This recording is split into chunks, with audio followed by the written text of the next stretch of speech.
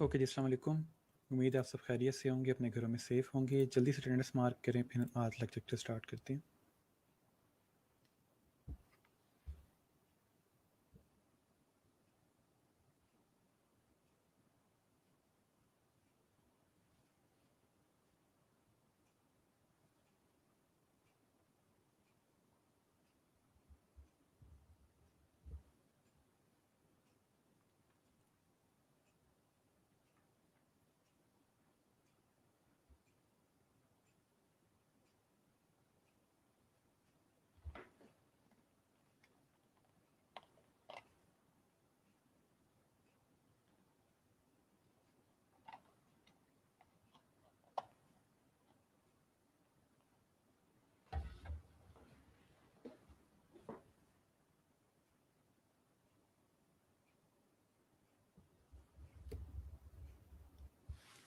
Attendance का link आप लोगों का लाइव हो गया है, आप लोग अटेंडेंस मार्क करना शुरू कर दें।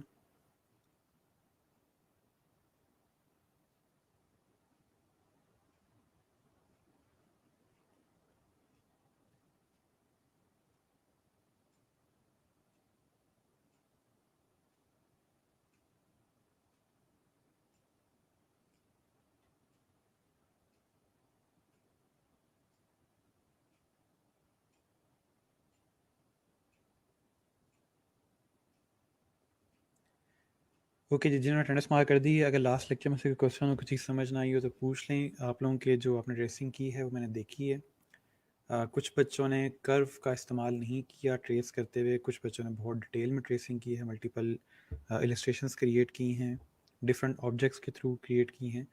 तो कुछ बच्चों को काफ़ी हद तक समझ आ गई है, लेकिन कुछ स्टूडेंट्स ने स्टिल पेन टूल थोड़ा सा प्रैक्टिस की ज़रूरत है। इसलिए मैंने आप लोगों के साथ कहा था थोड़ा सा गेम वगैरह जो मैंने आपको दी है उसको ट्राई कर लीजिएगा। अच्छा जी, सर आपने मल्टीपल ऑब्जेक्ट्स का क्लिपिंग मास्क तो बता दिया था, लेकिन मसला ये है कंपाउंड करने से ऑब्जेक्ट का कलर सेम हो जाता है। कलर सेम हो जाता है क्योंकि आप बैकग्राउंड पे क्योंकि इमेज लगा रहे हो दोनों के, तो वो कलर सेम ही होगा। अगर आपने कलर चेंज करना है तो जिसका आप कलर चेंज करना चाहते हो, यानी कि उसको कलर में रखना चाहते हैं, तो फिर आप उसको कंपाउंड ना करें। ठीक है, कंपाउंड का पर्पज़ ये होता है कि हम इन सब के पीछे इमेज लगाने लगे। तो जब सबके पीछे इमेज होगा तो फिर वो कलर आप ज़रूरत ही नहीं है कलर करने की आपको।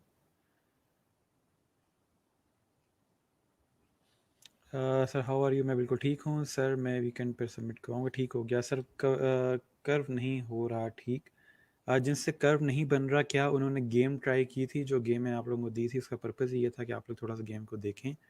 सेकेंडली, कर्व नहीं बन रहा, आज दोबारा थोड़ा सा एंड में मैं दिखा दूंगा, उसको दोबारा ट्राई कर लीजिएगा ताकि आप लोगों के कर्व्स वगैरह ठीक हो जाए।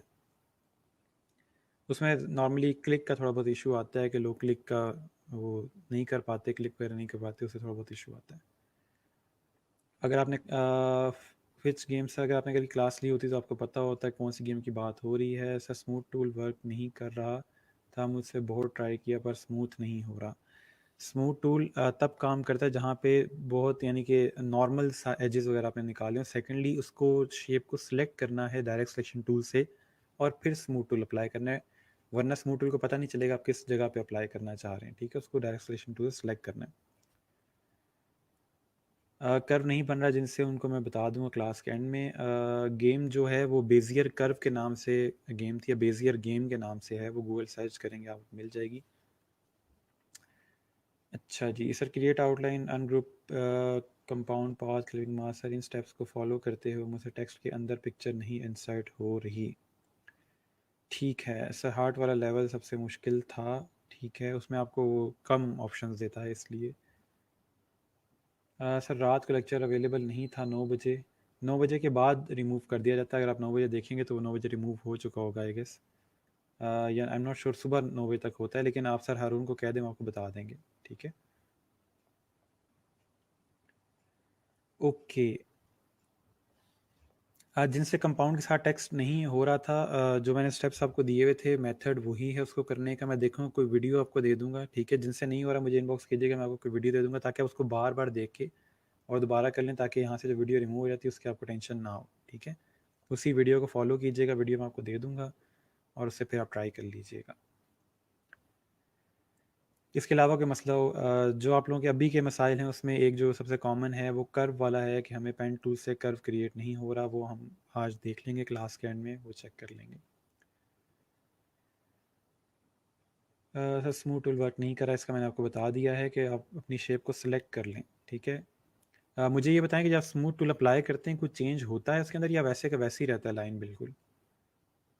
दूसरा आपने मुझे इमेज सेंड करना है, स्क्रीनशॉट सेंड करना है कि किसके ऊपर आप स्मूथ टूल अप्लाई कर रहे हो। ठीक है सर, हरून का कमेंट आ गया है कि लेक्चर अवेलेबल था, माइट भी आपको मिल नहीं रहा होगा, ठीक है।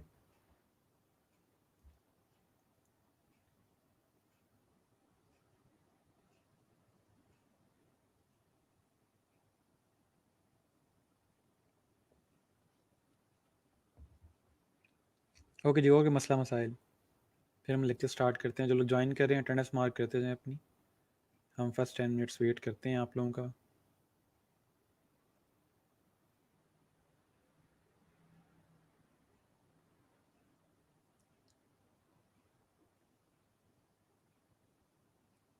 याद रहे जो पेन टूल है वो प्रैक्टिस से आएगा, ऐसे आप लोगों को अगर लगता है कि आप एक शेप ट्राई करेंगे और वो नहीं बनेगा तो फिर उसके बाद ये मसला है कि वो आप छोड़ देते हैं। जैसे फॉर एग्जांपल आपने बचपन में साइकिल चलाना सीखी थी, पहली दफ़ा गिरे होंगे, दूसरी दफ़ा गिरे होंगे, इसका मतलब ये तो नहीं कि आपने चलाना ही छोड़ दी होगी।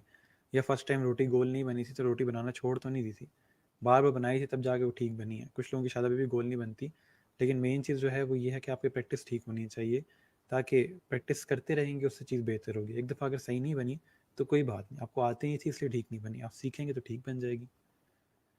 ओके सर, ब्लू लाइंस आती हैं जब स्मूथ करता हूँ पर स्मूथनेस नहीं आती इमेज में। मुझे आपने टेक्स्ट सेंड करना, सॉरी स्क्रीनशॉट सेंड करना है, मुझे इनबॉक्स करना है कि मैं इस चीज़ पे अप्लाई कर रहा हूँ लेकिन नहीं हो रहा।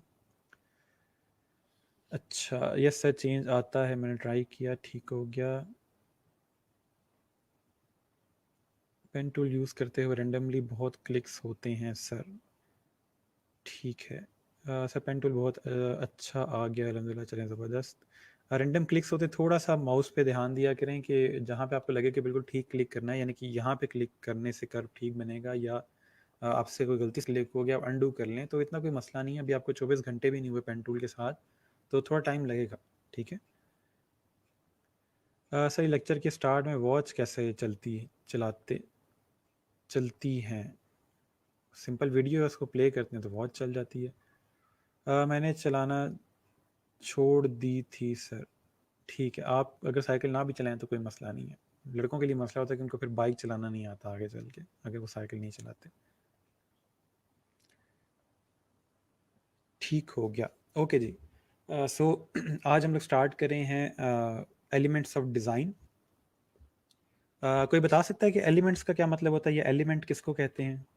थोड़ा सा आइडिया किसी के माइंड में हो, कोई केमिस्ट्री का स्टूडेंट हो, पढ़ के आया हो, वैसे तो सबने पढ़ी होगी मैट्रिक में, लेकिन एलिमेंट का क्या मतलब होता है, क्या आता है इससे माइंड में?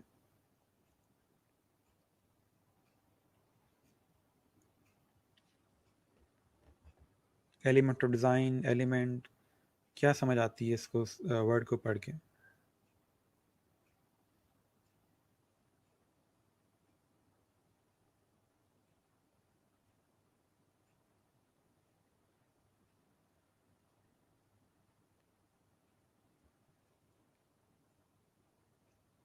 अच्छा जी, बेसिक कंपोनेंट जिससे भी कोई चीज़ बनती है उसे एलिमेंट कहते हैं, ठीक है। जिससे मिलकर कोई चीज़ बने उसको एलिमेंट कहा जाता है, ठीक है। स्मॉल पार्ट्स, ठीक हो गया। हिस्से, कंपोनेंट्स, ठीक है जी, ठीक है। बेसिक कंपोनेंट्स और मटेरियल। तो एलिमेंट्स ऑफ डिज़ाइन का मतलब ये है कि आज हम लोग वो चीज़ें पढ़ेंगे जिससे मिल के डिज़ाइन बनता है, ठीक है। कि जो पार्ट्स हैं, जो कंपोनेंट्स हैं, उसको हम पढ़ेंगे, जिसको दूसरे ज़बान में कह लें इंग्रेडिएंट्स। इंग्रेडिएंट्स का मतलब ये होता है कि जिससे मिलके हम खाना वगैरह बनाते हैं, इन चीज़ों से मिलके खाना बनता है। जैसे बिरयानी है, चावल चाहिए, उसके लिए आपको कुछ मसाले चाहिए, चिकन चाहिए, तो वो जो चीज़ें, जो कंपोनेंट्स हैं, उनसे मिल के डिज़ाइन बनता है। आज हम जस्ट कंपोनेंट्स पढ़ेंगे, एलिमेंट्स पढ़ेंगे, और उन एलिमेंट्स को किस मिकदार में कैसे यूज़ करना है वो हम कल के लेक्चर में प्रिंसिपल ऑफ डिज़ाइन में पढ़ेंगे, ठीक है। कि रूल्स क्या हैं इनको यूज़ करने के लिए। जब तक हमें रूल समझ नहीं आएंगे तब तक हम एलिमेंट्स को यूज़ नहीं कर सकते। एलिमेंट्स हमें बताते हैं कि क्या क्या पार्ट्स हैं, क्या क्या कंपोनेंट्स है जिससे मिलकर डिज़ाइन बनेगा, लेकिन उसको किस मिकदार में कैसे यूज़ करना है वो हम रूल्स के साथ या प्रिंसिपल ऑफ डिज़ाइन के साथ पढ़ेंगे। ठीक है, तो ये दोनों लेक्चर्स जो हैं बहुत इंपॉर्टेंट है। ओके, जिनके कर्व्स नहीं बन रहे टेंशन ना लें, आज की लेक्चर के एंड में दोबारा एक दफ़ा दिखा दूंगा कर्व कैसे बनता है। और अगर आप चाहें तो अपनी स्क्रीन मेरे साथ शेयर कर सकते हैं, इसलिए मैं आपको बार बार कहता हूँ अपनी स्क्रीन मेरे साथ शेयर किया करें, ताकि मैं आपको लाइव बता दूं कि ये जो आपका मसला आ रहा है ये ऐसे हल होगा। ठीक है, तो आपके आज के लेक्चर के एंड में मैं लिंक शेयर कर दूंगा। आप बेशक अपनी जो स्क्रीन है वो मेरे साथ शेयर करें, ताकि मैं आपको लाइव ही बता दूं कि जो आपके मसाइल हैं वो हल हो जाए। ठीक है, अच्छा जी, elements of art stylistic features that included with in, ये गूगल से उठा के मुझे सेंड कर दी है या सच में आपने खुद लिखी है सारी डेफिनेशन? अच्छा, ठीक हो गया।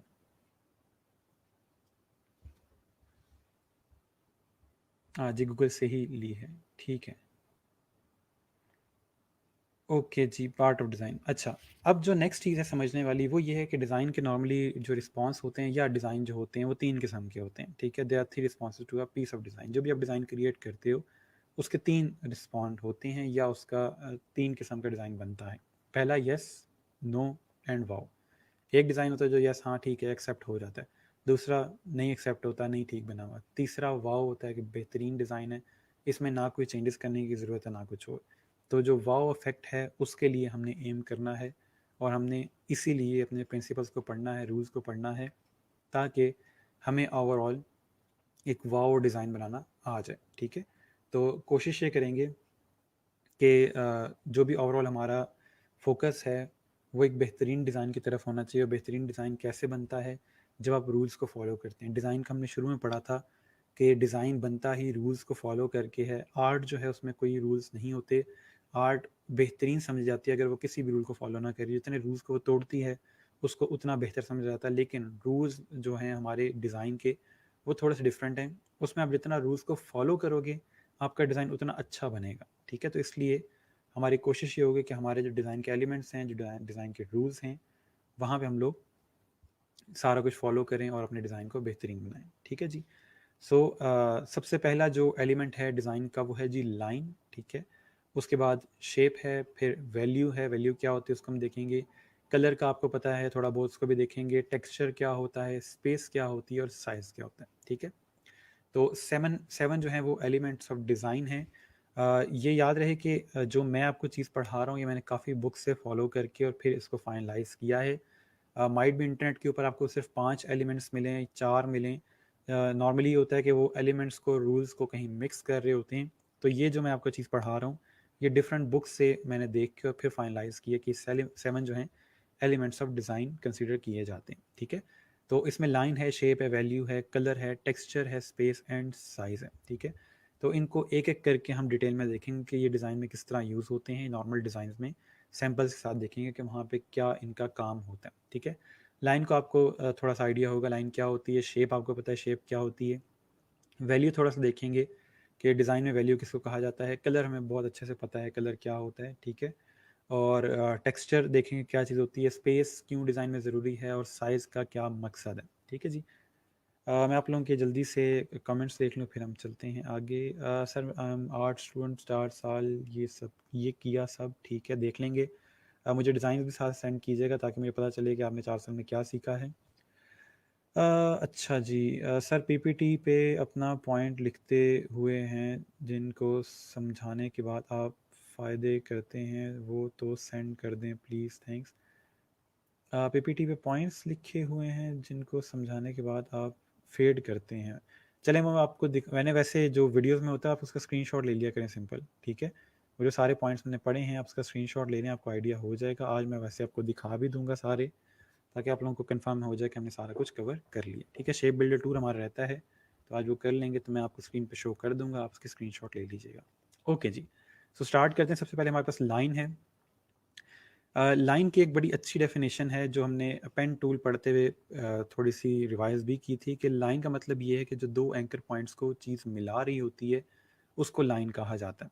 ठीक है, कि दो एंकर पॉइंट्स को आपस में कुछ छोटे छोटे पॉइंट्स मिलके जो बहुत करीब होते हैं जिसकी वजह से एक पॉइंट से दूसरी पॉइंट तक आपस में उनका कनेक्शन क्रिएट हो रहा होता है, तो उसको लाइन कहा जाता है। लाइन के डिफरेंट टाइप्स हैं यहाँ पे। मैंने कुछ एग्जांपल्स दी हुई हैं। बोल्ड लाइन होती है, थिन लाइन होती है, डॉटेड लाइन होती है, रैंडम लाइन होती है, कर्व होता है, ठीक है, जिगजैग में होती है। तो डिफरेंट टाइप्स हैं लाइंस की, डिपेंड करता है कहाँ पे कौन सी यूज़ करनी है, ठीक है। और डिज़ाइन में भी उसी तरह से हम उसको यूज़ कर सकते हैं, ठीक है। तो मेन चीज़ जो है डिज़ाइन में, लाइन को हम लोग पहले आर्ट में देखते आए हैं, डूडल्स वगैरह क्रिएट करते हैं। आप में से कुछ बच्चों के जो रजिस्टर्स हैं उनकी बैक साइड कुछ इस तरह की होगी, जो बच्चे कुछ क्रिएटिव होते हैं जिनका हाथ रुकता नहीं है, बस वो कुछ ना कुछ काम करना चाहते हैं, तो वो अक्सर औकात रजिस्टर क्योंकि जो बैक साइड्स होती हैं वो कुछ इस तरह की बनी होती हैं, तो वो लाइंस यूज़ करते हुए, bold lines, thin lines use करते हुए इस तरह के डूडल्स क्रिएट कर रहे होते हैं, ठीक है। इट्स नॉट अ डिज़ाइन, ये एक आर्ट है, ठीक है। सिंपल आपके माइंड में एक चीज़ होती है जो आप पॉइंटर को यूज़ करते हुए यूज़ किए जाते हैं, ठीक है।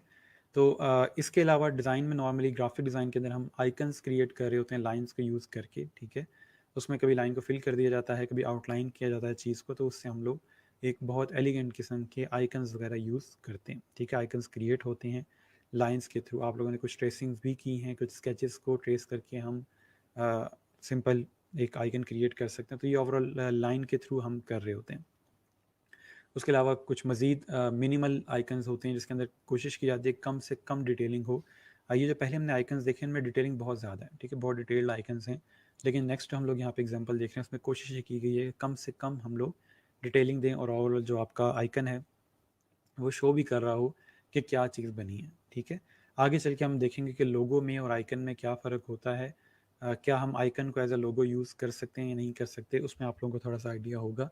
तो फ़िलहाल हम जस्ट आइकन्स को देख रहे हैं कि लाइंस को यूज़ करते हुए हम लोग किस तरह से आइकन्स वगैरह क्रिएट कर रहे होते हैं। नेक्स्ट शेप है, ठीक है। लाइन का सिर्फ ये सिंपल सी चीज़ है कि वो दो पॉइंट्स को आपस में मिला रही होती है। अब डिज़ाइन में लाइन कैसे यूज़ करनी है, कहाँ पे यूज़ हो रही होती है, वो इंशाल्लाह हम लोग जब ओवरऑल आपके रूल्स जब पढ़ेंगे, प्रिंसिपल्स पढ़ेंगे, वहाँ पे आपको आइडिया हो जाएगा, ठीक है। शेप क्या होती है, कोई बता सकता है शेप को अगर डिफाइन करना हो, किसी बंदे को नहीं पता शेप क्या होती है, कैसे डिफाइन करेंगे आप, किसी को शेप कैसे बताएंगे कि शेप की ये डेफिनेशन है, हम किस चीज़ को शेप कह सकते हैं, कैसे डिफाइन करेंगे? कोई माइंड में आपकी डेफिनेशन आती है शेप को सुन के? गूगल ना कीजिएगा, जो आपके माइंड में वो सुनना चाह रहा हूँ कि शेप किसको कहते हैं, या लाइन में और शेप में फ़र्क क्या है।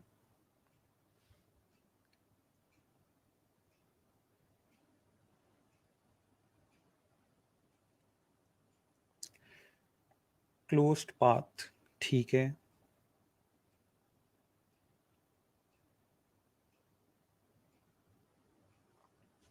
इसके अलावा किसी के माइंड में कोई और डेफिनेशन हो, क्लोज पाथ हो, कोई और आसान अल्फाज में बता सकें?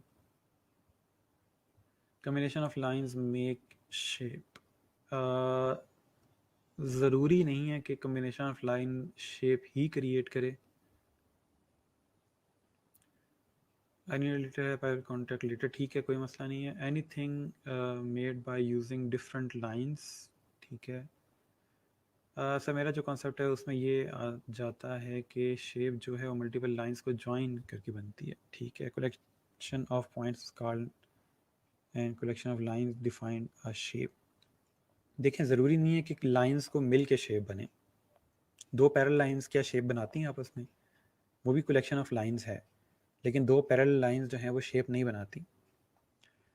Shape means circle, rectangle, etc, ठीक है। To draw some idea, to illustrate something, उसमें फिर ऑर्गेनिक और ज्योमेट्रिक शेप्स आ जाती हैं। Lines and curves join to create a figure, ठीक है। जब जॉइन हो जाती हैं चीज़, जैसे शुरू में स्टूडेंट ने कहा कि क्लोज पाथ को कहा जाता है शेप, ठीक है। लाइन जहाँ से शुरू हुई थी वहीं पे आके जब ख़त्म होती है तो उसको एक शेप कहा जाता है, यानी कि वो एक शेप कंप्लीट करती है, ठीक है। तो ज़रूरी नहीं है कि हम कलेक्शन ऑफ लाइंस या कुछ लाइंस को मिला के शेप बनाई जाती है। माइट भी लाइंस जो हों पैरेलल लाइंस हों जो कभी मीट ही नहीं होती, तो वो शेप नहीं बनेगी। जब तक जो पाथ है वो क्लोज नहीं होगा तब तक वो एक शेप कंप्लीट नहीं करेगा, ठीक है। तो शेप हमने बहुत डिफरेंट किस्म की शेप्स देखी हुई हैं। जैसे फॉर एग्जांपल सर्कल है, ओवल है, एलिप्स है, क्रीसेंट है, तो बहुत डिफरेंट किस्म के हमारे पास शेप्स हैं जो हमने कुछ क्रिएट भी की हैं, ठीक है। इलस्ट्रेटर के अंदर आपने मल्टीपल शेप्स इसमें से क्रिएट भी की हैं, तो काफ़ी हद तक आप लोगों को आइडिया होगा। इनके नाम याद करने की ज़रूरत नहीं है, जस्ट आपको आइडिया दे रहा हूँ कि शेप किस किस्म की होती है, ठीक है। अच्छा, जो भी चीज़ हम देखते हैं उसको कोई ना कोई शेप होती है, ठीक है। शेप किसी भी तरह की हो सकती है, रेगुलर, इरेगुलर, ठीक हो गया। ठीक है। अब इन शेप से मिला के हम कुछ इस तरह की चीज़ें बच्चों ने बनाया करते थे, ट्राइंगल स्क्वेयर्स को मिलाया और फिर हमने एक शेप बना दी और उससे एक फाइनल हमारे पास एक इलस्ट्रेशन बन गई जिसको हम एक हाउस कह सकते हैं। ठीक है, ये चीज़ आप इलस्ट्रेटर में बनाना चाहें तो बना सकते हैं फॉर प्रैक्टिस। ठीक है, लेकिन इसको थोड़ा सा और शेप्स को यूज़ करें तो इस तरह की चीज़ बनती है। ठीक है, थोड़ा सा यानी कि एडवांस लेवल पे शेप्स को लेके जाया जाए, थोड़ा सा प्ले किया जाए उसके साथ, तो कुछ इस तरह की चीज़ हमारे पास बन रही होती है जस्ट फॉर प्रैक्टिस या फ़न। ठीक है, उसके बाद इसका और प्रैक्टिकल यूज़ अगर हम निकालें तो ये एक समझ लें कि आर्ट है जिसको लो पॉली आर्ट कहा जाता है, LOWPOLY, लो पॉलीगॉन या लो पॉली आर्ट, जिसमें नॉर्मली आपके ट्राइंगल्स या डायमंड शेप्स को एक पिक्चर के ऊपर क्रिएट किया जाता है और उससे एक कंप्लीट फ़ोटो क्रिएट होती है या एक ओवरऑल इलस्ट्रेशन क्रिएट होती है। ये जो ओवरऑल मेथड है ये नॉर्मली आपके पोस्टर्स में यूज़ होता है। इसके अलावा अब इस तरह की ऐप्स आ गई हैं जिसमें आप पिक्चर लेते हैं तो पिक्चर क्रिएट ही इस तरह की होती है। ठीक है, तो मेन जो चीज़ है ये शेप से इस तरह से क्रिएट हो रही होती है। इसके अलावा शेप्स बहुत डिफरेंट जगह पे यूज़ होती हैं, इवन कि आपके बैकग्राउंड वगैरह पे यूज़ हो रही होती हैं। आगे चल के हम डिज़ाइंस देखेंगे, वहाँ पे आपको थोड़ा सा आइडिया होगा कि इसमें हम लोग शेप्स को कहाँ इम्बेड कर रहे होते हैं। ठीक है, अच्छा, लाइक लाइन दो एंकर पॉइंट्स को मिला के बनती है जबकि शेप दो से ज़्यादा एंकर पॉइंट्स को मिला के शेप बनती है। ठीक हो गया, elements of design is called shape. Okay, ठीक है, ठीक हो गया। इसके अलावा जो अगर आप में से कोई इसमें इंटरेस्टेड हो जो ये चीज़ क्रिएट करना चाहता हो, इस तरह के लो पॉली आर्ट क्रिएट करना चाहता है तो उसके बारे में मज़ीद सर्च कर सकता है। ठीक है, इशू इसका ये है कि बहुत ज़्यादा टाइम कंज्यूमिंग चीज़ है, इसमें आपको कलर्स वगैरह करने में और शेप्स क्रिएट करने में, शेप्स को मिलाने में बहुत ज़्यादा टाइम चाहिए होता है। ठीक है, बट इट्स फॉर फन कि आप किसी को बर्थडे गिफ्ट के ऊपर इस तरह की चीज़ बना के दे सकते हैं। तो ओवरऑल जो मेन चीज़ है ये अपनी डिस्प्ले पिक्चर वगैरह से क्रिएट कर सकते हैं, तो इसमें काफ़ी कुछ किया जा सकता है।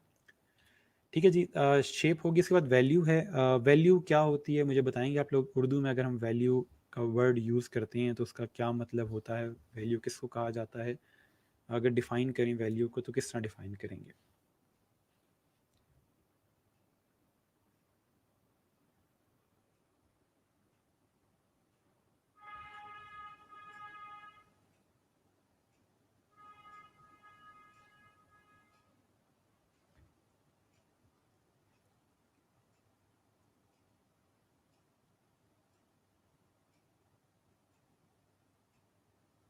ठीक हो गया, जो लोग ज्वाइन कर रहे हैं अटेंडेंस मार्क करते जाएं साथ साथ। अच्छा जी, वर्थ को कहा जाता है वैल्यू। ठीक है सर, इतनी मेहनत करके हमने देने वाले मुफ्त में किसी को गिफ्ट। ठीक है जी, ना दे मुफ्त में गिफ्ट, गिफ्ट के पैसे लेंगे आप लोग, चलें। इम्पोर्टेंस, ठीक है, इम्पोर्टेंस वर्थ। सर आर्ट में वैल्यू कलर की ब्राइटनेस या डार्कनेस के बारे में होता है। ठीक है, बिल्कुल ऐसा ही है। क्वालिटी ऑफ समथिंग, कीमत या प्राइस। अहमियत, ठीक है, ये एक प्रॉपर वर्ड है अहमियत जो हम उर्दू में यूज़ करते हैं कि इस चीज़ की अहमियत क्या है। ठीक है जी, अब बात ये आती है कि डिज़ाइन के अंदर वैल्यू कैसे डिफ़ाइन की जाती है। हम किसी चीज़ की वैल्यू ज़्यादा करना चाहते हैं डिज़ाइन में तो कैसे करेंगे, किसी चीज़ की वैल्यू कम करना चाहते हैं ताकि हम ये ना हो कि हमारे व्यूअर का या यूज़र का जो सारा फोकस है वो इस चीज़ पे ना आ जाए, बाकी चीज़ों पे जाए, तो उसकी वैल्यू कम कैसे करेंगे, या हम किसी पे ज़्यादा फोकस करना चाहते हैं तो उस पे उसकी वैल्यू ज़्यादा कैसे करेंगे, तो ये थोड़ा सा देखते हैं। ये एक एग्जांपल दी हुई है आपके पास कि वैल्यू किसकी ज़्यादा किसकी कम है। जिस चीज़ में डार्क कलर होगा या इंटेंसिटी उसकी ज़्यादा होगी, कंट्रास्ट ज़्यादा होगा, उसकी हमें समझ आती है कि वैल्यू ज़्यादा है। जिसकी ओवरऑल इंटेंसिटी कम होगी, कलर कम होगा, कंट्रास्ट लाइट होगा, तो इसका मतलब है उसकी वैल्यू कम है। ठीक है, यहाँ कुछ डिज़ाइन के अंदर मैंने यहाँ पे पोस्टर डिज़ाइन पोस्ट किए हैं, तो उसके अंदर आप कुछ देखेंगे तो आपको आइडिया होगा। लेफ़्ट वाले को हम देखें तो यहाँ पे हमें कलर के थ्रू नहीं, हमें साइज़ के थ्रू वैल्यू समझ आ रही है कि ये जो 3 वर्ड्स लिखे हुए हैं इनकी इस पोस्टर में वैल्यू बहुत ज़्यादा है। ठीक है, ये कोई ओवरऑल कोई समझ लें कि गैलरी है जहाँ पे वो अपना काम सबमिट कर रहे हैं। ठीक है, कोई इनकी एग्जीबिशन हो रही है जहाँ पे डिफरेंट आर्टिस्ट अपना काम सबमिट करवा रहे हैं, तो वहाँ पर उन्होंने पहली चीज़ लिखी है सबमिट योर वर्क। ठीक है, सबसे ज़्यादा इंपॉर्टेंट चीज़ उन्होंने इस तरह से बड़ी करके दिखाई हुई, इसकी वैल्यू ज़्यादा है ताकि आप फ़ौरन आपका फोकस इस पे जाए। उसके बाद किसकी वैल्यू है, जो नीचे यहाँ पे उन्होंने टेक्स्ट लिखा हुआ है। ठीक है, कहाँ पे काम सबमिट करना है, यहाँ पे। ठीक है, be a part of dtank.com। ठीक है, तो इस तरह से ओवरऑल उन्होंने अपना काम सबमिट करवाने के लिए कि यहाँ पे उन्होंने वेबसाइट दी हुई है, तो यहाँ पे एक ओवरऑल एग्जीबिशन वगैरह हो रही होगी जहाँ पे अपने डिज़ाइंस लोग सबमिट करवा रहे हैं, तो उन्होंने एक पोस्टर क्रिएट किया उससे रेलिवेंट, ठीक है। तो यहाँ पे उन्होंने कलर से वैल्यू इतनी ज़्यादा नहीं दी जितनी साइज़ के थ्रू दी हुई है।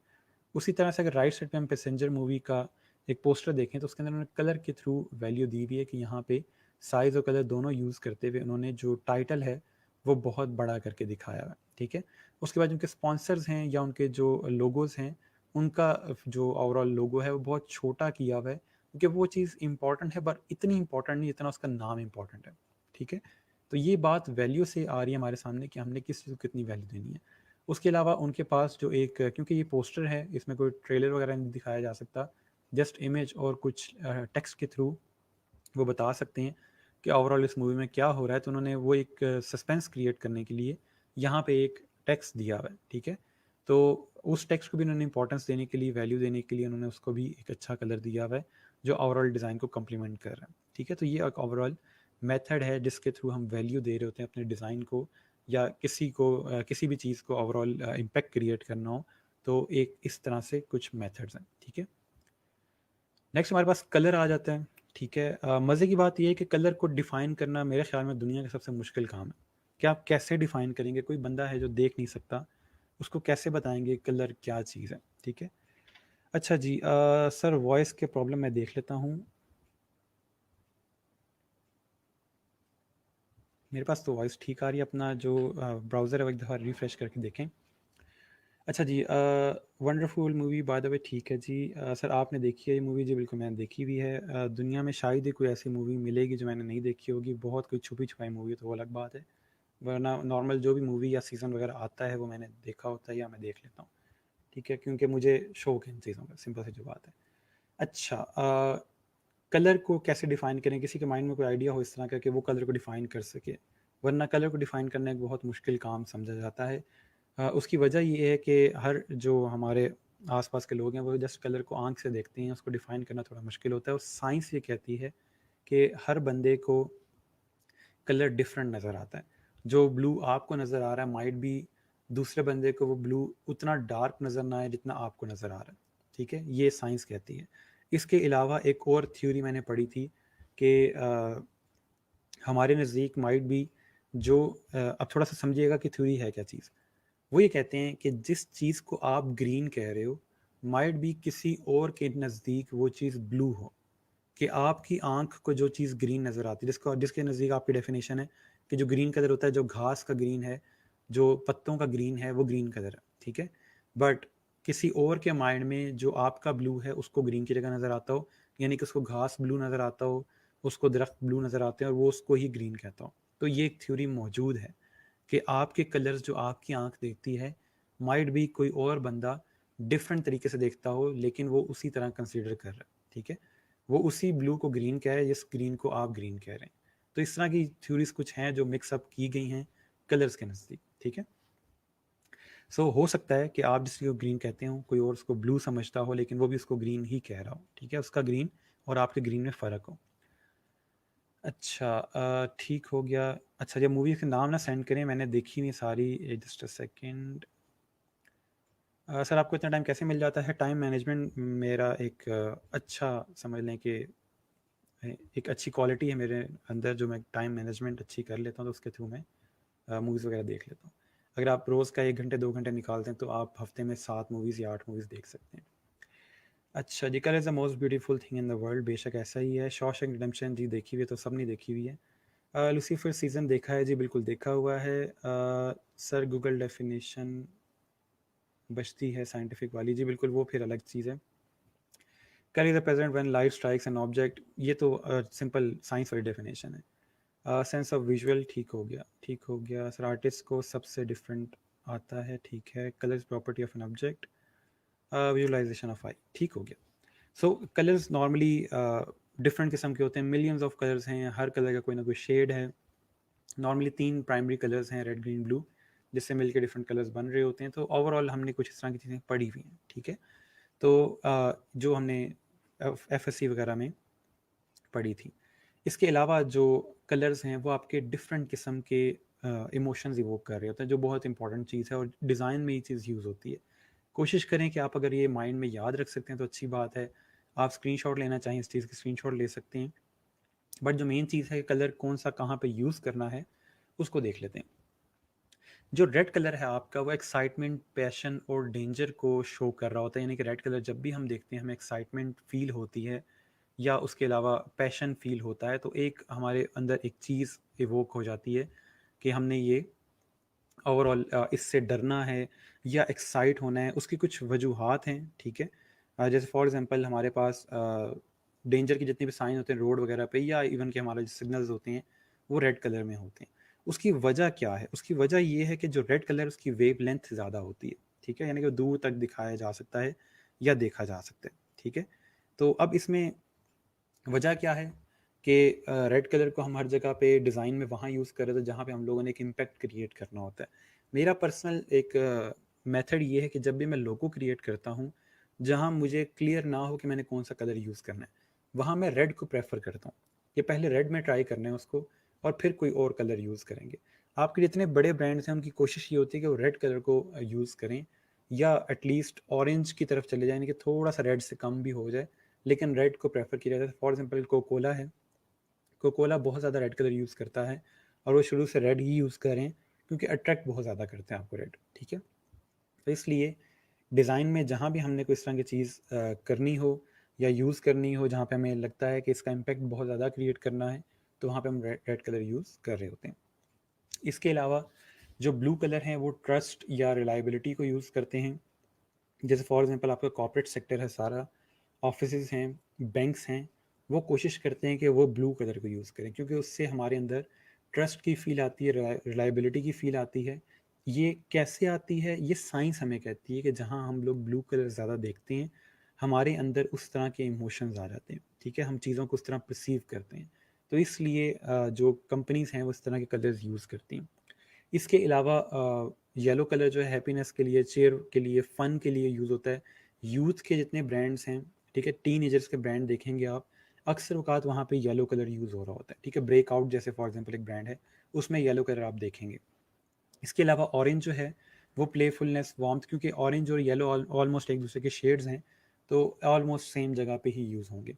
इसके अलावा एक चीज़ जो है ऑरेंज कलर या येलो कलर जो है वो भूख को एक तरह से उजागर करता है या इंक्रीज़ करता है आपकी भूख को, जिसकी वजह से जितने भी ये आपके रेस्टोरेंट्स वगैरह हैं, फ़ास्ट फूड्स हैं, वहाँ पे येलो और ऑरेंज कलर आपको उनके टेबल्स के ऊपर, उनकी पूरी सेटिंग में ऑरेंज और येलो कलर बहुत ज़्यादा मिलेगा, क्योंकि ये कलर जब हम ज़्यादा देखते हैं, ये हमारे आस-पास होता है, तो हमारी भूख इंक्रीज़ होती है, ठीक है? साइंस ये कहती है। सो ये कोई ऐसे ही हम नहीं देखते कि कलर्स यूज़ हो रहे हैं, इसके पीछे कोई ना कोई वजूहात होती हैं, ठीक है। ग्रीन कलर अगर हम देखें तो वो नेचर को शो करता है, फ्रेशनेस आती है या ग्रोथ को दिखाता है। अगर आप गवर्नमेंट सेक्टर को देखें तो गवर्नमेंट ग्रोथ को ज़्यादा शो करना चाहते हैं कि हम पहले से बेहतर हो रहे हैं, तो इसलिए हर जगह पे उनका ग्रीन कलर यूज़ हो रहा होता है, ठीक है। और इसके अलावा अगर आप आउटडोर कोई भी डिज़ाइन देखते हैं जहाँ पे फूल पौधों की बात हो रही है, तो वहाँ पे नॉर्मली ग्रीन कलर यूज़ होता है। या आपके फॉर एग्जांपल फ्रूट्स वगैरह की शॉप्स वगैरह हैं जो उनकी प्रॉपर ब्रांडिंग हुई होती है, वहाँ पे ग्रीन कलर वो बहुत ज़्यादा यूज़ करते हैं। इसके अलावा पर्पल कलर है, रॉयल्टी को शो करता है, स्पिरिचुअलिटी को शो करता है, जहाँ पे आपके इस तरह के हाथ देखने के या आपको जैसे फॉर ज़ोडिएक वगैरह होते हैं कि आपको क्या उसको कहते हैं, आपका दिन कैसा गुजरेगा, वो इस तरह के लोग होते हैं।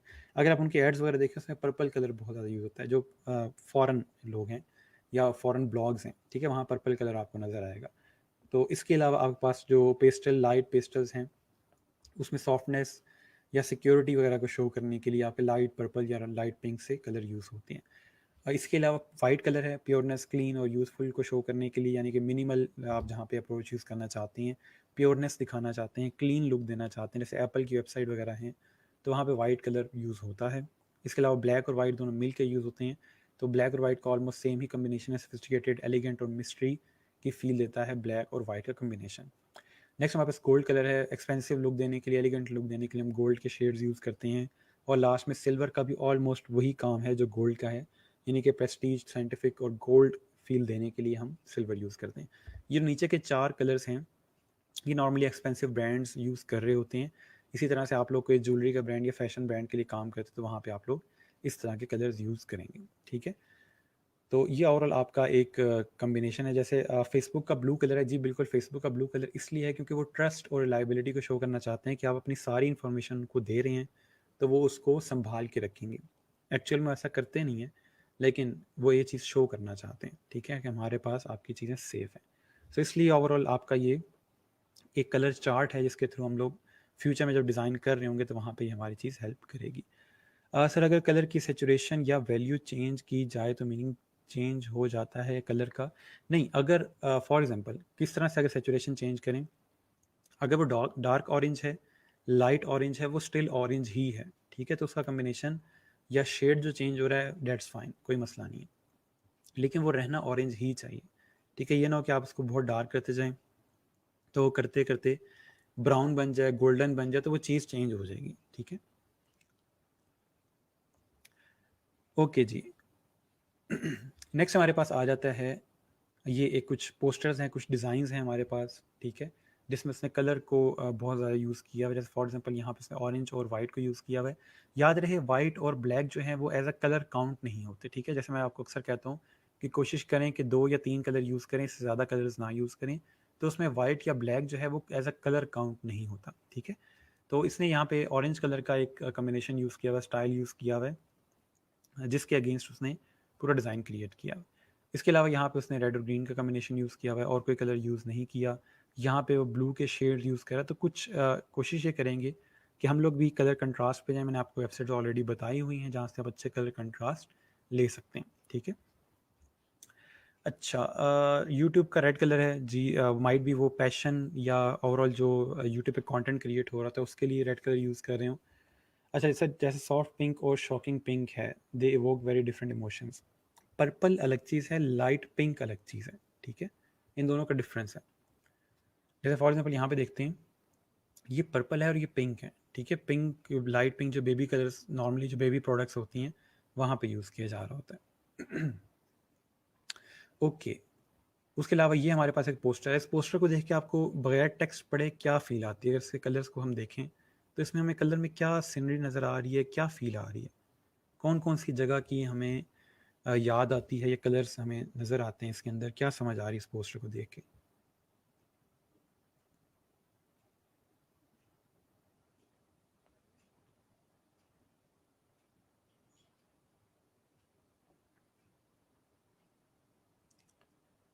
सर लेकिन शॉकिंग पिंक भी तो पिंक के शेड्स में आता है।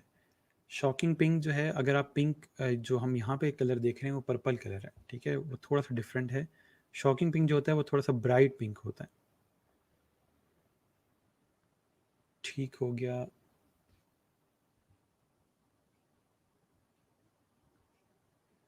म्यूज़िकल कॉन्सर्ट की फ़ील आ रही है, बॉन फायर एक्साइटमेंट, बीच की फ़ील आ रही है, ठीक है, इसमें बीच का ओवरऑल थोड़ा सा कॉन्सेप्ट आ रहा है। स्काई ब्लू जो है हमें ओशन की फ़ील दे रहा है, ठीक है।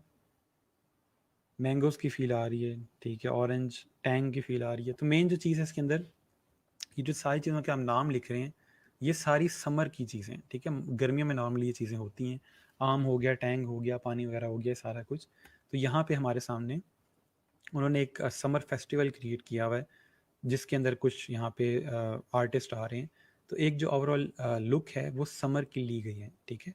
यहाँ पे ओशन के कलर यूज़ किए गए हैं, ऑरेंज कलर यूज़ किया गया है समर को एक उजागर करने के लिए, ठीक है। तो ओवरऑल हमारे पास इसी तरह के कलर्स यूज़ होते हैं। इसके अंदर कोई उसने एज सच इमेज यूज़ नहीं किया हुआ, कुछ पेंट के स्ट्रोक्स यूज़ किए हुए, कुछ टेक्सचर यूज़ किया हुआ है, जिसके थ्रू ओवरऑल उसने एक स्टाइल क्रिएट किया है, ठीक है। इसके अलावा एक कोट है कि colour does not add a pleasant quality to a design, it in reinforces it. कि कलर से ये नहीं होगा कि आपका डिज़ाइन अच्छा बन जाएगा। अगर आपको लगता है कि आपने अच्छा कलर यूज़ कर लिया तो आपका डिज़ाइन अच्छा हो गया, इसका मतलब ये नहीं है। आपका अगर कलर अच्छा है और डिज़ाइन अच्छा है, उसके ऊपर आप प्रॉपर अच्छे कलर यूज़ करते हैं, तो आपका जो डिज़ाइन है वो बहुत ज़्यादा बेहतर हो जाएगा, ठीक है। अक्सर औक़ात ऐसा होता है कि आपके अलाइनमेंट्स बहुत अच्छी होती हैं, आपकी प्लेसमेंट बहुत अच्छी होती है, इमेज अच्छे यूज़ की होती है, लेकिन उसमें कलर इतना अच्छा यूज़ नहीं किया जाता, जिसकी वजह से आपका डिज़ाइन इतना अच्छा नहीं लगता। जब आपका ओवरऑल डिज़ाइन की अलाइनमेंट वगैरह, कंपोजिशन अच्छी है, लेआउट अच्छी है और एंड में आप उसके ऊपर एक अच्छा कलर यूज़ करते हैं, तो आपका जो एक डिज़ाइन है वो कंप्लीट हो जाता है, ठीक है। अच्छा जी, फायर एंड वाटर की फ़ील आ रही है। सर ये कलर कैसे किया गया है? ये फ़ोटोशॉप के अंदर डिफरेंट ब्रशेज़ को यूज़ करके उसने ये क्रिएट किया हुआ है। मेरे ख्याल में तो उसने एक्चुअल ब्रशेस को यूज़ किया हुआ है, जो आपके नॉर्मल ब्रशेस होते हैं उसके थ्रू पिक्चर लेके उसको यूज़ किया, बट ये चीज़ और में फोटोशॉप में क्रिएट हो जाती है, ठीक है। अच्छा, नेक्स्ट हमारे पास टेक्सचर है, ठीक है। टेक्सचर किसी को आइडिया हो टेक्सचर किसको कहते हैं? टेक्सचर भी बड़ा मुश्किल है डिफाइन करना वैसे, कि टेक्सचर क्या होता है।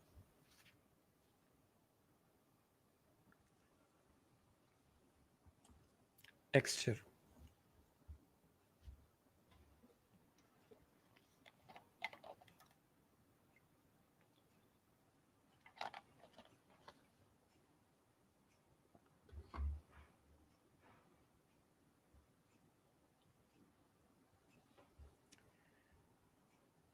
मैं यहाँ पढ़ा रहा हूँ आप लोगों को, आइसक्रीम वाले की पढ़ी हुई है। आइसक्रीम वाला आज 12:30 बजे आके चला गया था। उसको मैंने कहा था कि आइंदा से आप लोग पहले आ जाना, मेरे बच्चे डिस्टर्ब होते हैं, वो दिल लगा के पढ़ रहे होते हैं और आइसक्रीम की आवाज़ से वो डिस्टर्ब हो जाते हैं। अच्छा जी, सर फोटोशॉप में ब्रशेस अवेलेबल होते हैं, प्री क्रिएटेड आपको मिल जाते हैं, खुद से बनाने पड़ते हैं, वो डिफरेंट चीज़ है, ठीक है। अच्छा, बैकग्राउंड में डॉटिंग बैकग्राउंड ठीक है सर, पता है लेकिन डिफाइन करना नहीं आ रहा, इसलिए तो मैं पूछ रहा हूँ आपसे, थोड़ा सोचें। अच्छा जी, roughness and pattern of surface ठीक है, किसी भी चीज़ को देख के जो फील आती है कि ये हाथ लगाने से रफ होगा स्मूथ होगा, ठीक है। प्रोटोटाइप नहीं, टेक्सचर अलग चीज़ है, प्रोटोटाइप अलग चीज़ है, ठीक है। डिज़ाइन स्केच ठीक हो गया, ओवरऑल अपीयरेंस एंड स्ट्रक्चर ठीक है, ठीक है। टेक्सचर नॉर्मली इस तरह से होता है कि एक चीज़ को बार बार रिपीट किया जाए, ठीक है, कंसिस्टेंटली रिपीट किया जाए तो उसको फिर नॉर्मली टेक्सचर कहा जाता है। जैसे फॉर एग्जांपल यहाँ पे एक एग्जांपल है, हमारी जो कुदरत के कुछ टेक्सचर्स हैं, कुछ नेचर के टेक्सचर्स हैं।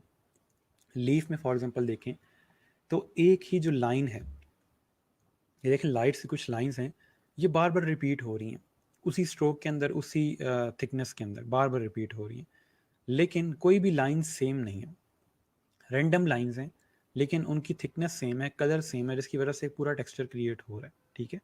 तो ओवरऑल जो टेक्सचर होता है, दो किस्म के टेक्सचर्स होते हैं, एक जो आपका यूनिफॉर्म टेक्सचर होता है और एक रैंडम टेक्सचर होता है। यूनिफॉर्म टेक्सचर का मतलब ये होता है कि सेम चीज़, बिल्कुल सेम चीज़ बार बार रिपीट हो रही है, और जो रैंडम टेक्सचर होता है उसके अंदर चीज़ें जो होती हैं उनका थोड़ा पैटर्न में फ़र्क आ सकता है। ये जो सामने हम टेक्सचर देख रहे हैं, ये रैंडम टेक्सचर है, ठीक है। इसमें चीज़ें रिपीट तो हो रही हैं, बट बिल्कुल सेम तरीके से रिपीट नहीं हो रही, कहीं पे लाइंस आगे पीछे हो रही हैं, कहीं पे स्ट्रेट हैं, कहीं पे थोड़ा सा उनमें कर्व वगैरह आ रहा है। तो इस तरह से जो नेचर है उसमें टेक्सचर बहुत ज़्यादा, इवन के अगर आप अपने हाथ को देखें तो वहाँ पे फिंगरप्रिंट्स बने हुए हैं, और वो भी एक टेक्सचर है, ठीक है, वहाँ पे कुछ लाइंस रिपीट हो रही हैं, लेकिन वो रैंडम टेक्सचर है, ठीक है। इस तरह से हमारे पास कुछ फ्रूट्स होते हैं जिनके टेक्सचर बना होता है, ये ऑलमोस्ट यूनिफॉर्म टेक्सचर है कि एक ही तरह का डॉट बार बार रिपीट हो रहा है सेम स्पेसिंग के साथ, ठीक है। एक यूनिफॉर्म टेक्सचर स्ट्रॉबेरी के ऊपर बना हुआ है। हम यही टेक्सचर यानी कि खुद खुद से भी क्रिएट कर सकते हैं, एक तरह की शेप क्रिएट करें, बार बार वही चीज़ बार बार रिपीट करते जाएं। आपके कपड़ों पे इस तरह के टेक्सचर बने होते हैं। अब बात यह है कि टेक्सचर यूज़ कहाँ पे होता है। टेक्सचर नॉर्मली आपके डिज़ाइन में वहाँ पे यूज़ हो रहा होता है जहाँ पे आपको समझ नहीं आ रही कि आप क्या बैकग्राउंड पे यूज़ करें या क्या इमेज बैकग्राउंड पे यूज़ करेंगे। तो उसके लिए फिर आप ये करते हैं कि आप वहाँ पे टेक्सचर यूज़ कर लेते हैं, ठीक है। किसी भी तरह के डॉटेड टेक्सचर हो सकते हैं, लाइंस के साथ टेक्सचर क्रिएट हो सकता है। मैं आपको कुछ वेबसाइट्स बताऊंगा जहाँ से आपको बने बने टेक्सचर मिल जाएंगे, आपको खुद से क्रिएट करने की ज़रूरत नहीं है, ठीक है। तो बड़ा इजीली आपको टेक्सचर के साथ फ़ायदा ये होता है कि आप इजीली अपने डिज़ाइन को एक्सप्रेस कर सकते हैं। इमेज का नुकसान सिर्फ ये होता है कि इमेज आपकी चीज़ को बहुत ज़्यादा एक तरह से फोकस्ड कर देता है, कि जो इमेज है, वो मैसेज जो है वो बहुत ज़्यादा तंग हो जाएगा और जस्ट वही फील आएगी जो इमेज से आ रही है। टेक्सचर में ये होता है कि चीज़ें थोड़ी एब्स्ट्रैक्ट हो जाती हैं, चीज़ें थोड़ी सी टॉपिक से बाहर भी जा सकती हैं, इंसान कुछ और भी सोच सकता है, ठीक है। तो थोड़ा सा जहाँ पे आपको कन्फ्यूजन हो कि इसकी जो कंपनी है इससे रिलेवेंट कोई इमेज नहीं मिल रहे, तो उसके बैकग्राउंड पे फिर आप लोग टेक्सचर ट्राई कर सकते हैं, टेक्सचर यूज़ कर सकते हैं, ठीक है। तो याद रहे टेक्सचर वहाँ पे यूज़ करना है जहाँ पे हमें समझ नहीं आती या आइडिया नहीं हो रहा होता कि इमेज कौन सा यूज़ होगा इसके बैकग्राउंड पे, वहाँ हम लोग टेक्सचर्स ट्राई कर सकते हैं, ठीक हो गया। इसके अलावा स्पेस यानी कि खला, ठीक है, स्पेस आप लोगों को थोड़ा सा आइडिया होगा, ये वो साइंस वाली या आपकी जो ओवरऑल सितारों वाली स्पेस होती है वो चीज़ नहीं है। स्पेस आपकी जो खला, हम किसी चीज़ को स्पेस दे रहे होते हैं डिज़ाइन में, उस चीज़ को स्पेस कहते हैं। यहाँ थोड़ा सा मैं आपको आइडिया देता हूँ कि एक्चुअल में डिज़ाइन में स्पेस का क्या मतलब है। डिज़ाइन में स्पेस का मतलब ये है कि जो चीज़ हमारे लिए इम्पॉर्टेंट है डिज़ाइन के अंदर हम उसको ज़्यादा से ज़्यादा स्पेस देते हैं, ठीक है, कि ये चीज़ सामने आए, ये चीज़ उभर के आए, ये चीज़ बड़ी हो के आए, ताकि देखने वाले को पता चले कि ये चीज़ इम्पॉर्टेंट है, ठीक है। ये आपके सामने डिज़ाइन है, इसमें आपको क्या लगता है कौन कौन सी चीज़ें इंपॉर्टेंट हैं ओवरऑल इस डिज़ाइन को देख के। ये एक वेबसाइट का होम पेज है जिसमें उसने अपनी प्रोडक्ट्स दिखाई में आपको क्या समझ आ रही है कि इसमें क्या क्या चीज़ें इंपॉर्टेंट हैं।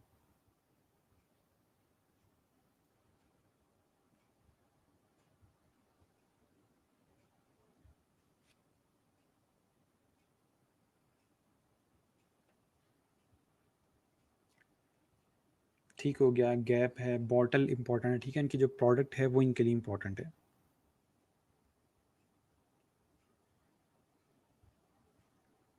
थ्री बोल्ड वर्ड्स, ठीक हो गया।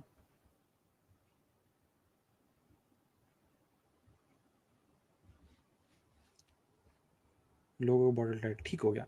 ठीक है, अब इसके अंदर हम देखें तो सबसे ऑब्वियस चीज़ है कि इनकी जो प्रोडक्ट है उन्होंने बहुत बड़ी करके दिखाई हुई है, क्योंकि वो चाहते हैं कि सबसे पहले आपकी नज़र जो है उनकी प्रोडक्ट पे जाए, ठीक है। हमने उनकी प्रोडक्ट को देख लिया, उसके बाद हमने क्या चीज़ देखनी है, ये चीज़, ठीक है, जो उन्होंने टैगलाइन एक दी हुई है अपनी, यूनिकली पावरफुली प्योर। तो ओवरऑल ये कोई बेवरेजेस हैं, ठीक है, और उसके साथ उन्होंने अपनी एक टैगलाइन दी हुई है। उसके बाद उन्होंने बहुत लाइट और बिल्कुल ग्रे कलर के अंदर यहाँ पे ज़्यादा सारा टेक्स्ट लिखा हुआ है, क्योंकि वो इसको बहुत ज़्यादा वैल्यू देना नहीं चाह रहे कि अगर कोई इसको पढ़ना चाहता है तो पढ़ सकता है, लेकिन ये चीज़ बहुत ज़्यादा इंपॉर्टेंट नहीं है। इंपॉर्टेंट क्या है, ये इंपॉर्टेंट है और ये इंपॉर्टेंट है, ठीक है। तो ओवरऑल इस तरह से हमें आइडिया होता है कि हमने जब अपनी प्रोडक्ट को दिखाना है, अपनी डिज़ाइन को दिखाना है, तो किस तरह से हम उसको ज़्यादा स्पेस देंगे ताकि वो अच्छा नज़र आए, इंपॉर्टेंस फील हो उसकी, ठीक है। अच्छा, क्वालिटी ठीक है, product product is main important thing then it present also with name, ठीक है जी, ठीक हो गया। चलें, नेक्स्ट हमारे पास एक और डिज़ाइन है। अच्छा, अब जो आपकी स्पेस है वो नॉर्मली दो किस्म की होती है, एक पॉजिटिव स्पेस होती है, एक नेगेटिव स्पेस होती है। इसका हमने पहले भी जिक्र किया हुआ है, स्टार्ट में हमने डिज़ाइन में देखा था कि एक पॉजिटिव स्पेस होती है, एक नेगेटिव स्पेस होती है। यहाँ पे यूएसए लिखा हुआ है, ठीक है। अब जो यू है और ए है वो तो हमें नज़र आ रहा है, ठीक है, लेकिन जो एस है वो कट हुआ हुआ है यहाँ से, जो कि नेगेटिव स्पेस के अंदर है, पॉजिटिव स्पेस में नहीं है। यानी कि मौजूद तो है वो यहाँ पे, लेकिन वो यहाँ से कट हुआ हुआ है, छुपा हुआ है, जिसकी वजह से यहाँ पे फील तो आ रही है उसकी, लेकिन वो नज़र नहीं आ रहा, ठीक है। तो ये भी एक स्टाइल यूज़ किया जाता है डिज़ाइन के अंदर, जहाँ पे आप लोग कम से कम रश करना चाहें, यानी कि अगर यहाँ पे यू एस ए प्रॉपर लिख दिया जाए तो लेटर्स बहुत ज़्यादा हो जाएंगे, कोई रश मच जाएगा इसमें। लेकिन उस चीज़ को थोड़ा सा लाइट करने के लिए उन्होंने यू और ए को पॉजिटिव स्पेस में रखा और एस को नेगेटिव में ले गए, ताकि बहुत ज़्यादा रश फील ना हो यहाँ पे, ठीक है, भरी भरी चीज़ ना लगे। ठीक है, ठीक है, ठीक है, आप लोगों को रिमाइंड हो गया, याद आ गया वापस, ठीक हो गया। इस चीज़ को देखें, इस लोगों को देखें, मुझे बताएं इसमें आपको क्या कुछ मिल रहा है और क्या कुछ नज़र आ रहा है। इसमें काफ़ी कुछ है, थोड़ा ढूंढना पड़ेगा आपको, और जो चीज़ें आपको मिलती जाती हैं नेगेटिव स्पेस में, पॉजिटिव स्पेस के अंदर, वो सारी आप यहाँ पे लिखते जाएं।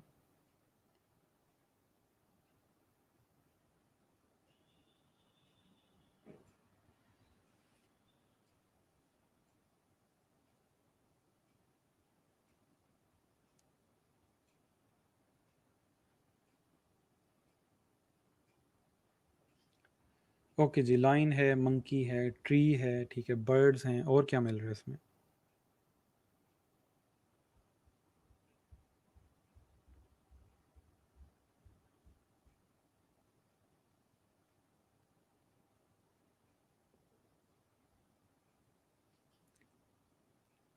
ठीक है जी, फिशेस भी हैं इसके अंदर, अगर किसी को फ़िश ना मिली हो तो फ़िश ढूंढ लें, ठीक है। इसमें ये सब कुछ क्यों है, क्योंकि ये एक ज़ू और एक्वेरियम है, ठीक है, वहाँ पे सारी वाइल्ड लाइफ मौजूद है, तो उन्होंने उसका एक लोगो क्रिएट किया हुआ है।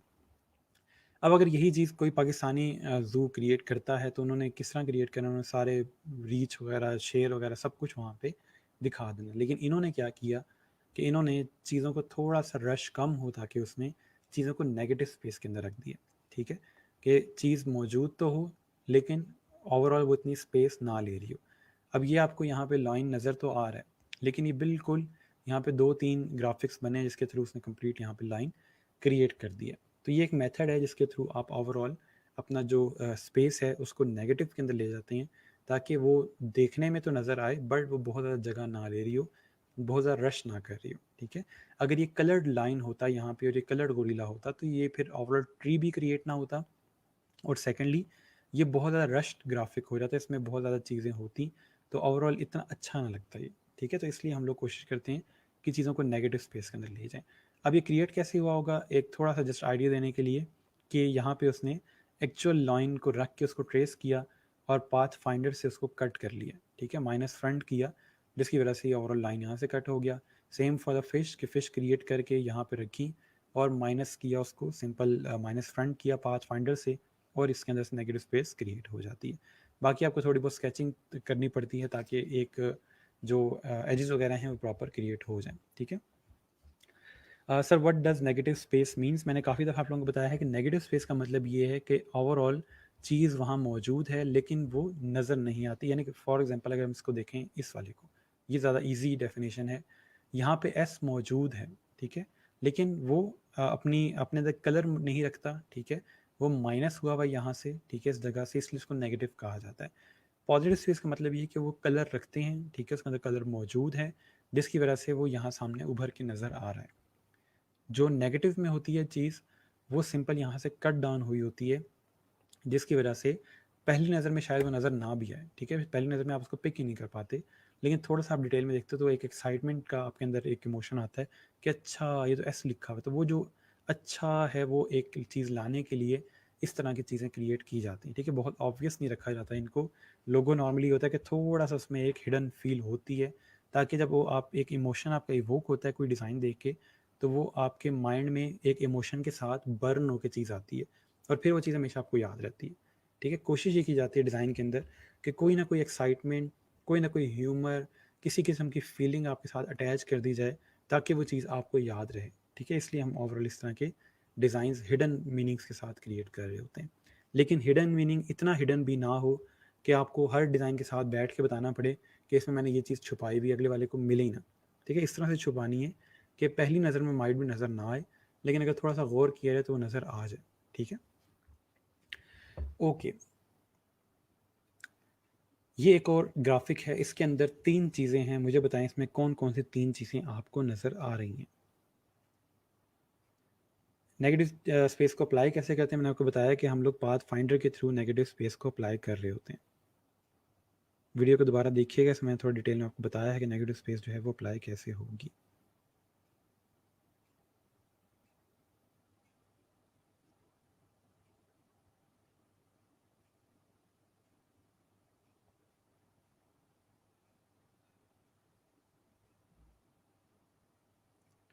ठीक है जी, लिप्स हैन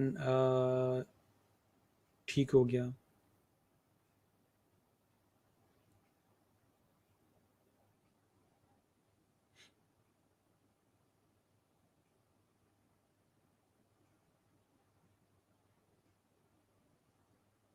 मुर्गा मिल गया, ठीक है जी, क्वेश्चन मार्क आ गया, हैन है, क्वेश्चन मार्क है और एग भी है इसके अंदर। ठीक है, एक स्टूडेंट को एग मिल गया है।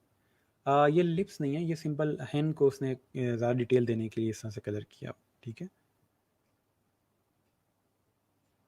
ठीक हो गया। तो इसके अंदर 3 चीज़ें हैं, एक हैन है, एक एग है और एक क्वेश्चन मार्क है। ठीक है, इस तरह से उसने ओवरऑल क्वेश्चन मार्क भी कंप्लीट कर दिया और साथ में एग भी कंप्लीट कर दिया। तो इस तरह से ओवरऑल ग्राफिक्स क्रिएट हो सकते हैं। आई एम श्योर कि आप लोग पेन टूल को यूज़ करते हुए किसी हद तक ये चीज़ क्रिएट कर सकते हैं। अगर आप चाहें तो स्क्रीनशॉट लेके आज ये चीज़ क्रिएट करके अपनी प्रैक्टिस कर सकते हैं साथ में। ठीक हो गया, मैं इसको थोड़ा सा रोक लेता हूँ ताकि आप लोग स्क्रीनशॉट ले लें, इन केस अगर कोई स्क्रीनशॉट लेके इसकी प्रैक्टिस करना चाहता है।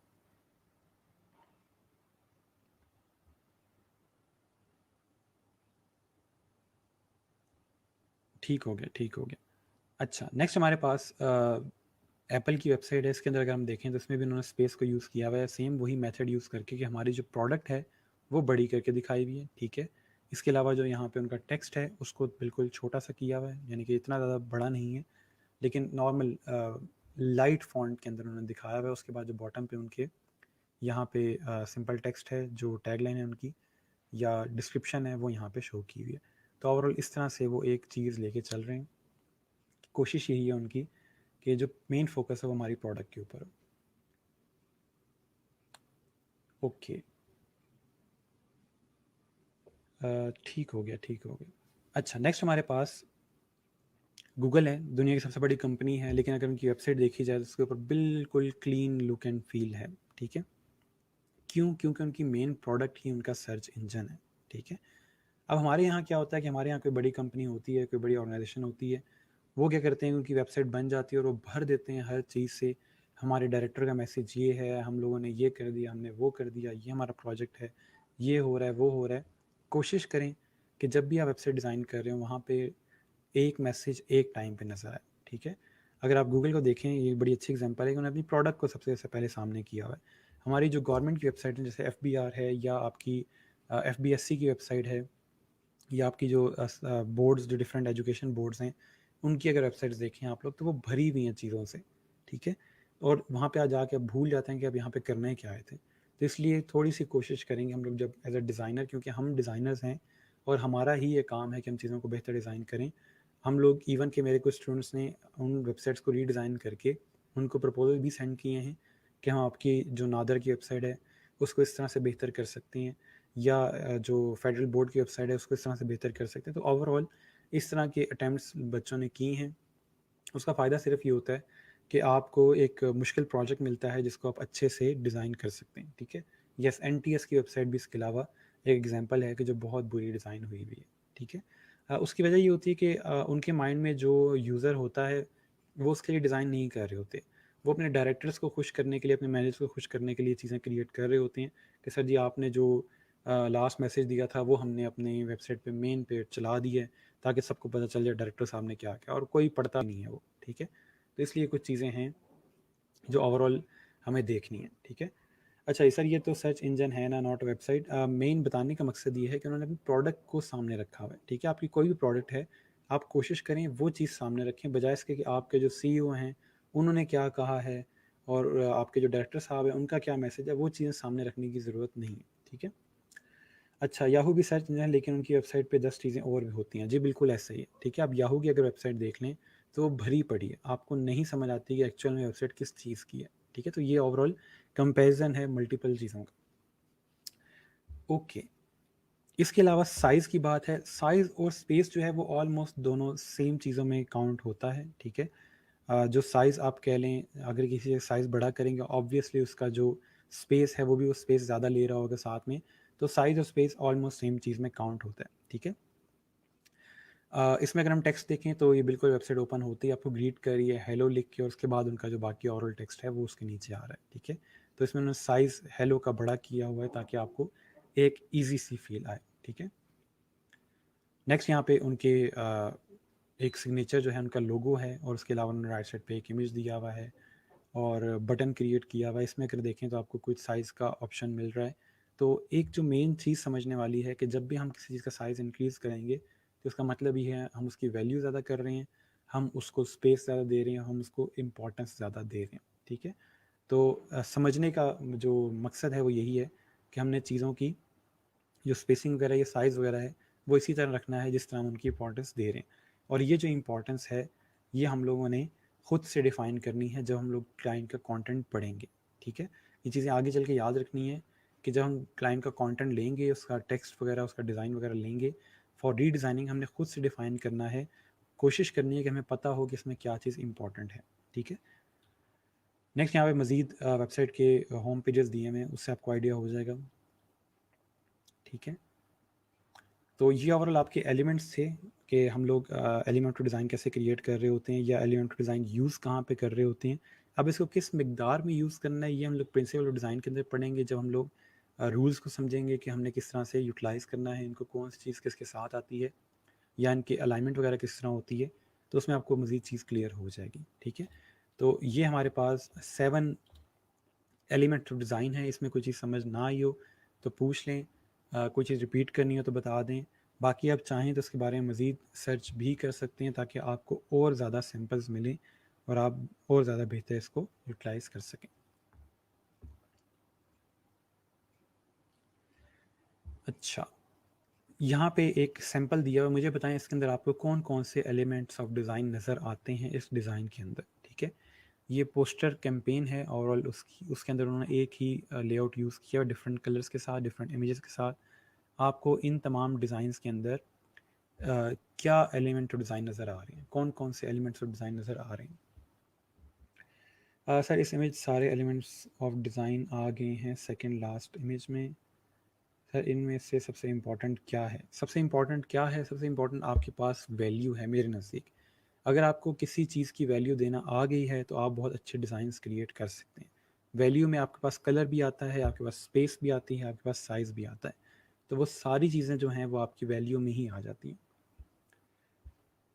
सर टेक्सचर की सिंपली कैसे डिफाइन करेंगे? टेक्सचर सिंपली इस तरह डिफाइन होता है कि एक ही चीज़ को बार बार रिपीट किया जाए तो वो एक टेक्सचर क्रिएट कर देता है। एक ही डिज़ाइन को बार बार रिपीट किया जाए, एक ही ग्राफिक को बार बार रिपीट किया जाए तो वो एक टेक्सचर क्रिएट कर देता है। और रिपीटिशन वो यूनिफॉर्म भी हो सकती है, वो रैंडम भी हो सकती है। तो वो जब यूनिफॉर्म होगी तो वो यूनिफॉर्म टेक्सचर बनेगा, अगर वो रैंडम रिपीटिशन होगी तो वो रैंडम टेक्सचर बनेगा। ठीक है, इस डिज़ाइन के अंदर ऑलमोस्ट तमाम ही हमारे पास जो एलिमेंट्स हैं वो यूज़ हो रहे हैं। ठीक है, तो इससे हमें आइडिया हो रहा है कि आपके जो डिज़ाइंस होते हैं उसमें ये तमाम एलिमेंट्स यूज़ हो रहे होते हैं। लेकिन याद रहे, ज़रूरी नहीं है आपके हर डिज़ाइन के अंदर आपने तमाम एलिमेंट्स यूज़ करने हैं। आप 2-4 भी यूज़ कर सकते हैं। इसलिए फॉर एग्जांपल अगर आप कलर यूज़ करते हैं तो एक तरह से आप वैल्यू का एलिमेंट भी साथ यूज़ करें। अगर आप साइज़ यूज़ करें तो एक तरह से आप स्पेस भी यूज़ करें। तो इसलिए मिक्सचर ऑफ थिंग्स जो है वो आपकी यूज़ हो रही होती है। ठीक है, अच्छा, इसके बाद आपने करना ये है, आज जो आपकी असाइनमेंट है एक छोटी सी, ये 2 वेबसाइट्स हैं, अपने पास ये नोट कर लें। ठीक है, अब हम इन वेबसाइट्स को यूज़ करने जा रहे हैं।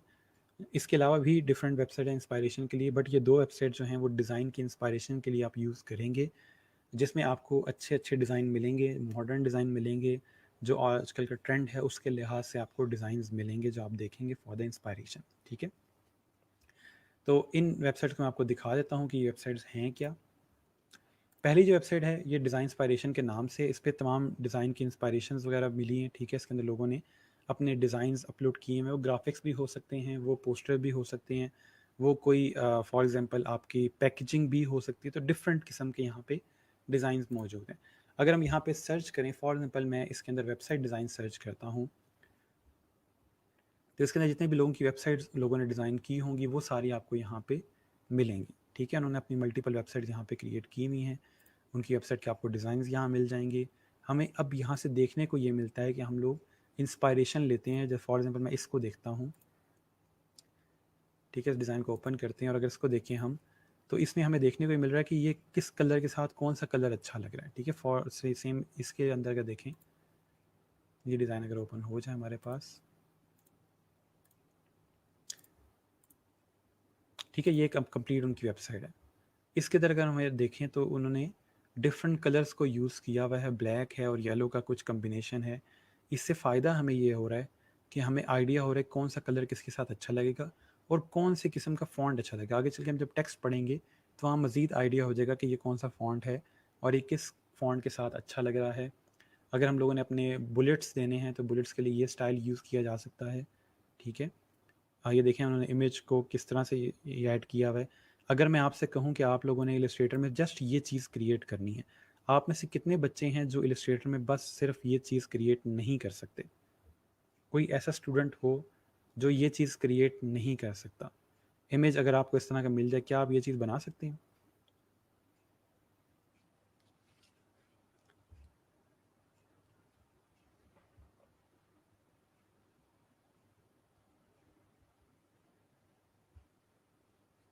इसमें कोई ऐसी चीज़ जो आपको लगता है कि नहीं बन सकती?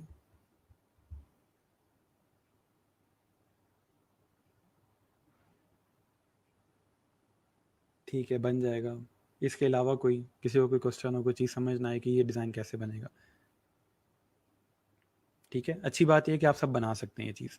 लेकिन मेन चीज़ क्या है, यहाँ से हमें एक नई लेआउट मिल रही है कि हम लोग अपनी हेडिंग को इस तरह से लिख सकते हैं इमेज के साथ, और साथ जो सब टेक्स्ट है वो यहाँ से लिख सकते हैं।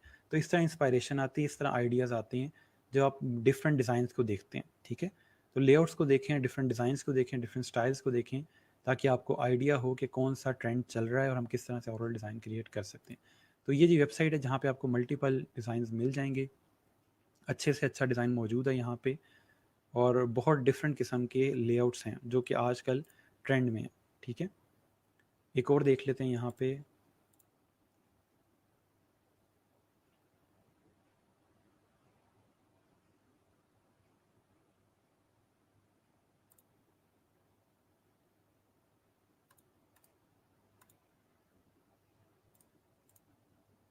जिन्होंने पूरा थीम दिया हुआ यहाँ पे, इसी को देख लेते हैं इस तरह से।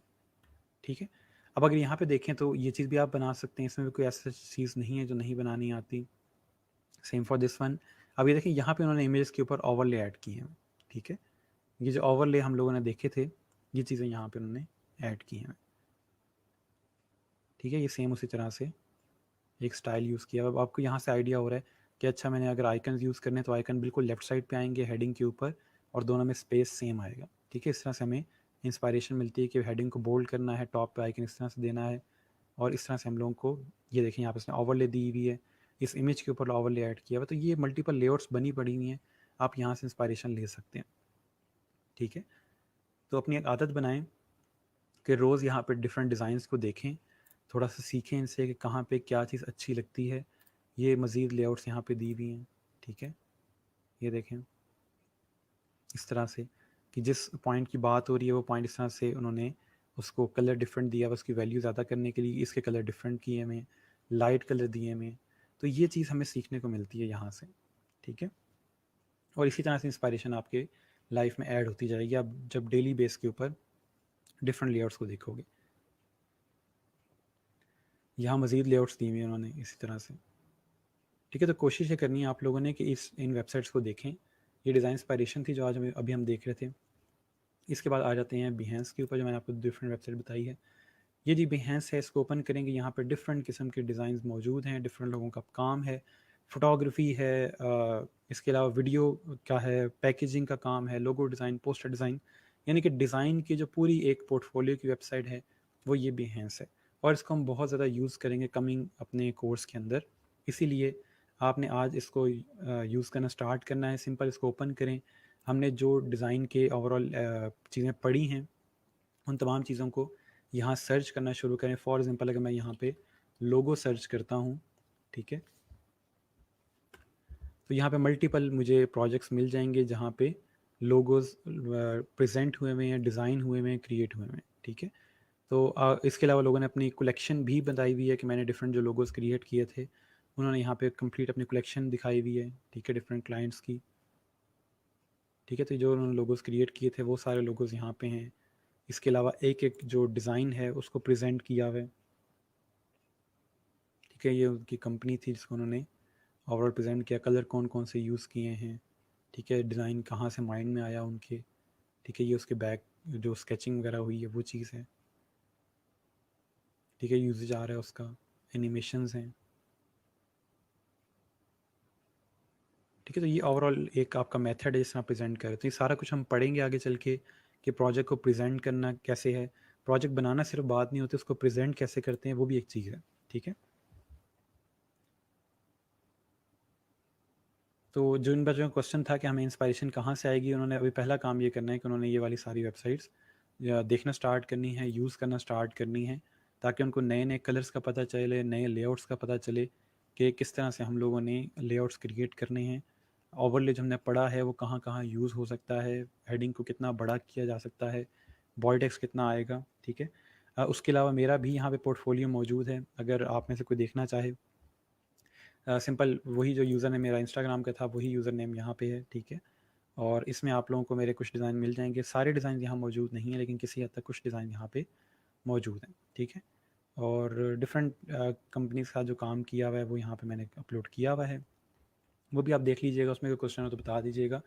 तो जो मेन चीज़ समझाने वाली है वो ये है कि आप लोगों ने यहाँ पे इंस्पायरेशन लेने के लिए आना है। जब भी डिज़ाइनिंग स्टार्ट करते हैं यहाँ पे इंस्पायरेशन लेते हैं और फिर कोई डिज़ाइन क्रिएट किया जाता है अपने माइंड में, क्योंकि अब हमारे माइंड खाली है, उसमें कोई डिज़ाइन मौजूद नहीं है, तो इसलिए हम लोग इन डिज़ाइंस को फॉलो करते हैं।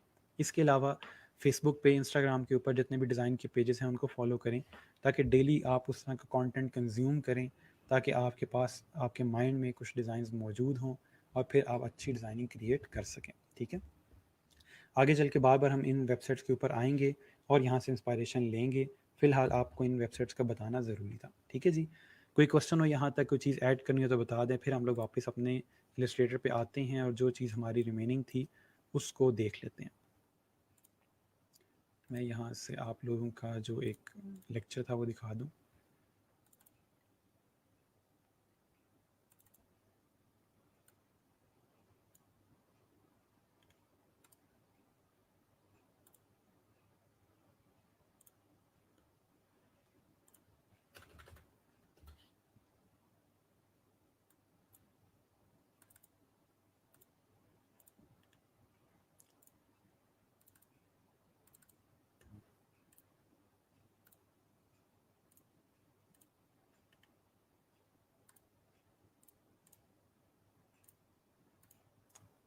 ओके जी।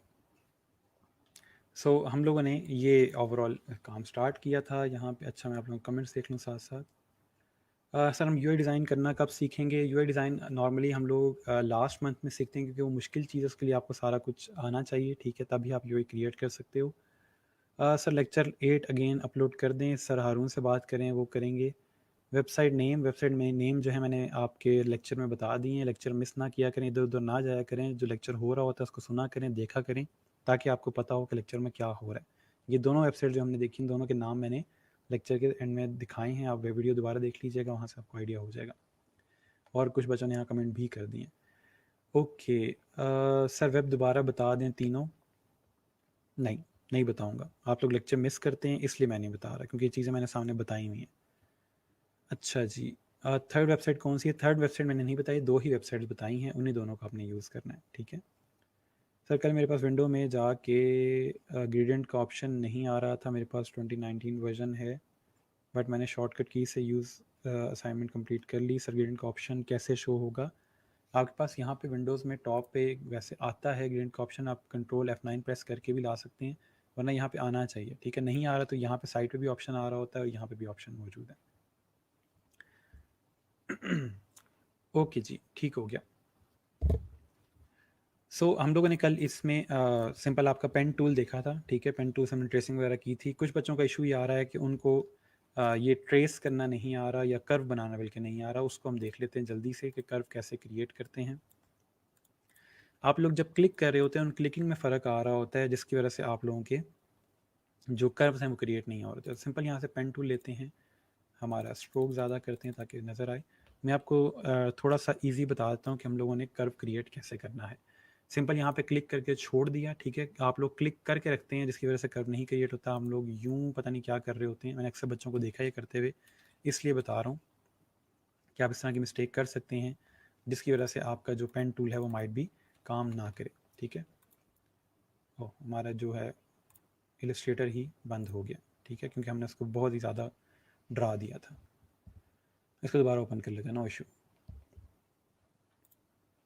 ठीक है। इलस्ट्रेटर डर गया कि पता नहीं क्या करने लग गए हैं लोग। अच्छा, वापस आते हैं हमारे आर्टबोर्ड के ऊपर, ठीक हो गया। ओके जी, पेन टूल लिया यहाँ से और फिल जो है उसको नील कर देंगे, ठीक है जी।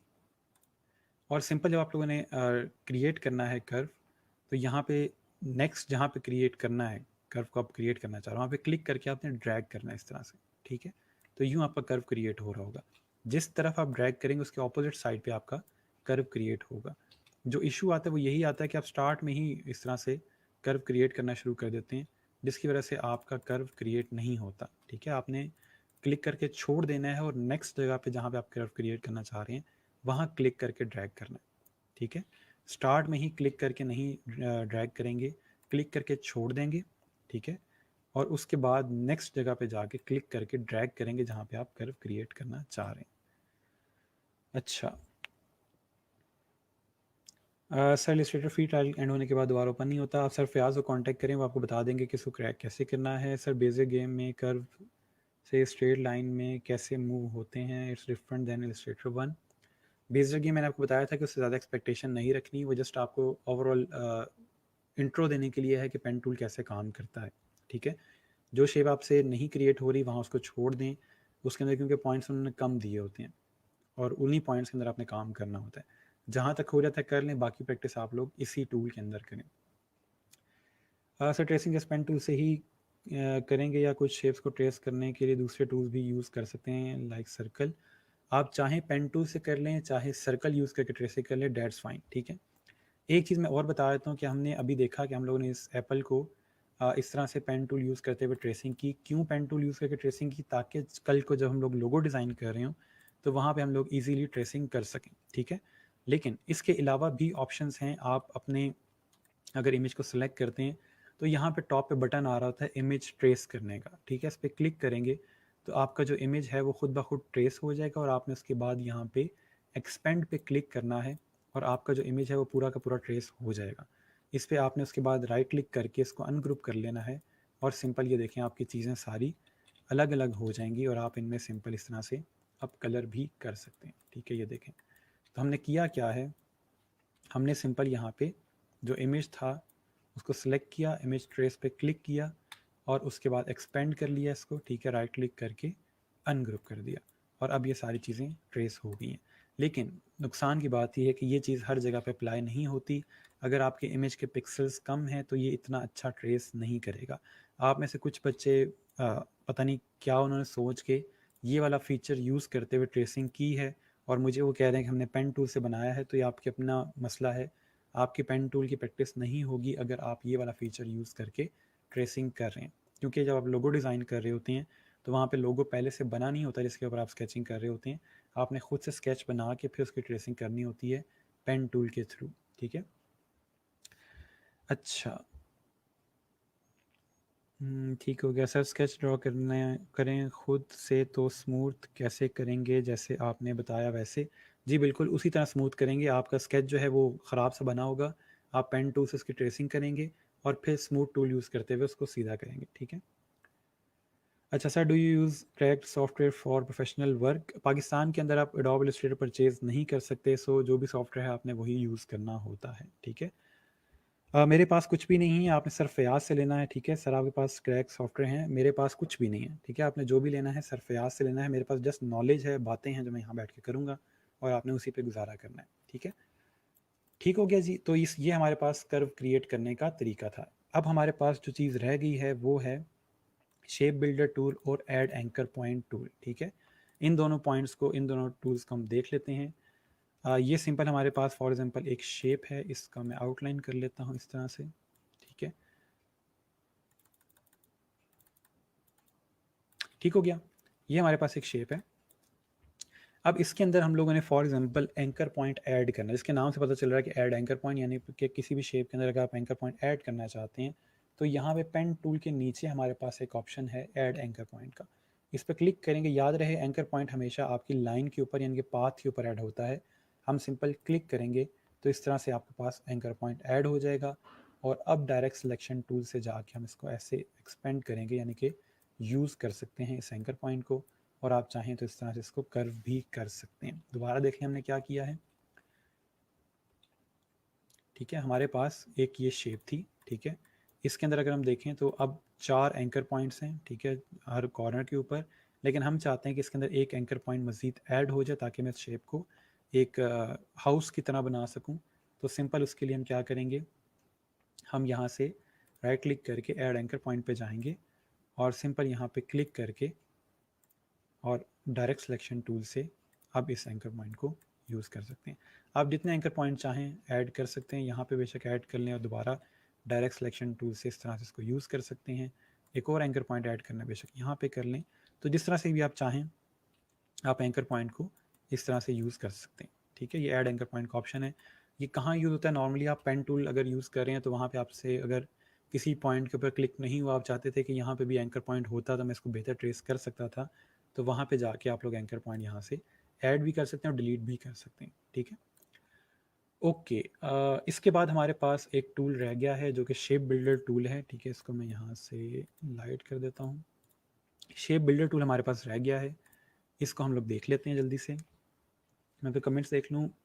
सर पेन टूल लोगों के अलावा और किस काम में यूज़ होता है? पेन टूल बहुत जगह पे यूज़ होता है जहाँ पे आपने कस्टम शेप्स क्रिएट करनी। मैंने आपको पहले दिन कहा था कि पेन टूल यूज़ होता है कस्टम शेप के लिए, कि जो शेप आपकी मौजूद नहीं है इलस्ट्रेटर में वो आप क्रिएट करना चाहते हो तो वहाँ पे आपका पेन टूल यूज़ होगा, ठीक है। इलस्ट्रेशन बना रहे हैं, ट्रेसिंग कर रहे हैं, लोगो बना रहे हैं, तो वहाँ पे ये यूज़ होगा। ओके जी, आप लोगों को शेप बिल्डर दिखाने के लिए मैं पहले थोड़ा सा यहाँ पे एक शेप्स क्रिएट करता हूँ थोड़ी सी, ताकि हमें थोड़ा आइडिया हो जाए कि शेप बिल्डर टूल काम कैसे करता है। इनको डिफरेंट कलर दे लेते हैं।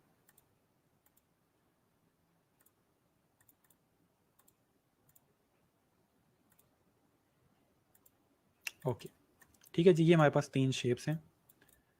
नॉर्मली हम लोगों ने अगर इनको कट डाउन करना हो या इनको यूज़ करना हो, उनके अंदर हम लोग क्या करते हैं कि हम लोग सिंपल पाथ फाइंडर को यूज़ करते हुए इनको कट डाउन कर लेते हैं, ठीक है। लेकिन एक और हमारे पास टूल मौजूद है जिसका नाम है हमारे पास शेप बिल्डर टूल है।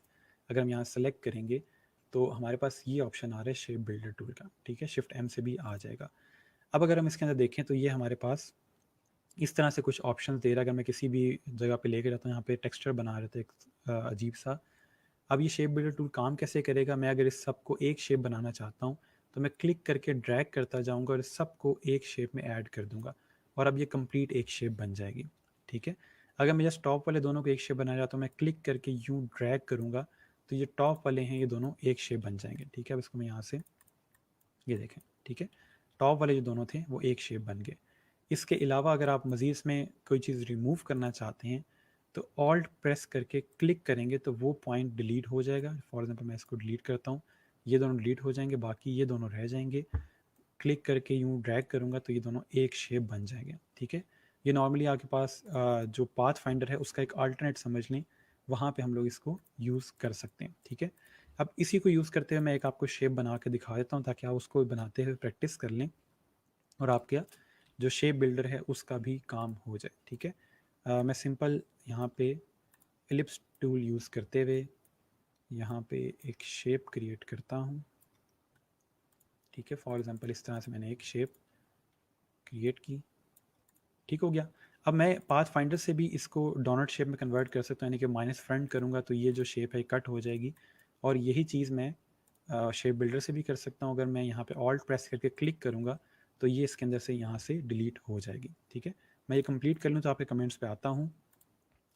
अब इसी को यूज़ करते हुए मैं एक छोटा सा ग्राफिक क्रिएट कर लेता हूँ। ये आ जाएगा आपके यहाँ पे और ये आ जाएगा इस तरह से, ठीक हो गया। इन दोनों को अलाइन टू मिड कर लेते हैं, अलाइन टू सिलेक्शन और मिड में, ठीक हो गया। और इन दोनों को इसके सेंटर में, ये ठीक हो गया, ठीक है जी। नेक्स्ट हमने यहाँ पे अब यूज़ करेंगे हम लोग अब इन सब याद रहे जब भी शेप बिल्डर टूल यूज़ करना है आपने चीज़ों को सेलेक्ट कर लेना है। अगर डायरेक्ट अप्लाई करेंगे तो माइट भी अप्लाई ना हो, ठीक है। इन चीज़ों को सारों को सेलेक्ट करना है ताकि शेप बिल्डर को पता हो कि आप किस चीज़ पर अप्लाई कर रहे हो।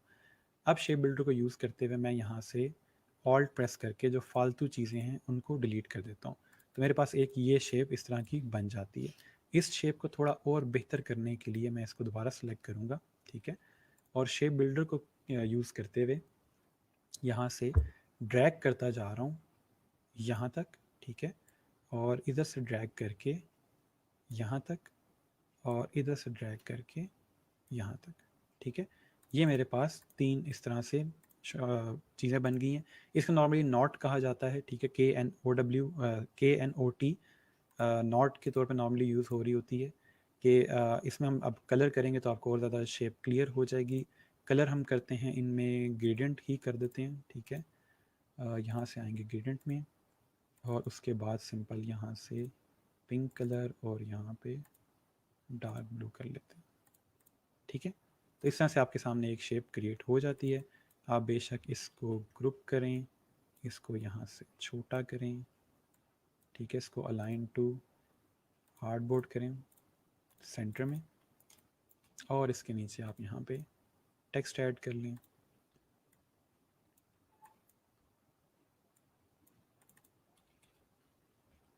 ठीक हो गया। कोई भी टेक्स्ट दे दें यहाँ पे, फॉर एग्जांपल एब्स्ट्रैक्ट ही दे देते हैं।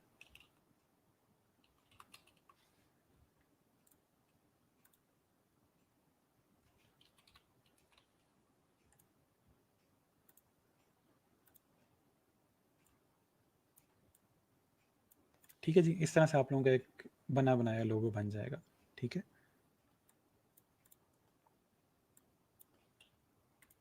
तो ये एक ओवरऑल मेथड है। अब आपकी वीडियो में ये चीज़ सेव होगी, आप इसको यूज़ कर सकते हैं। ठीक है,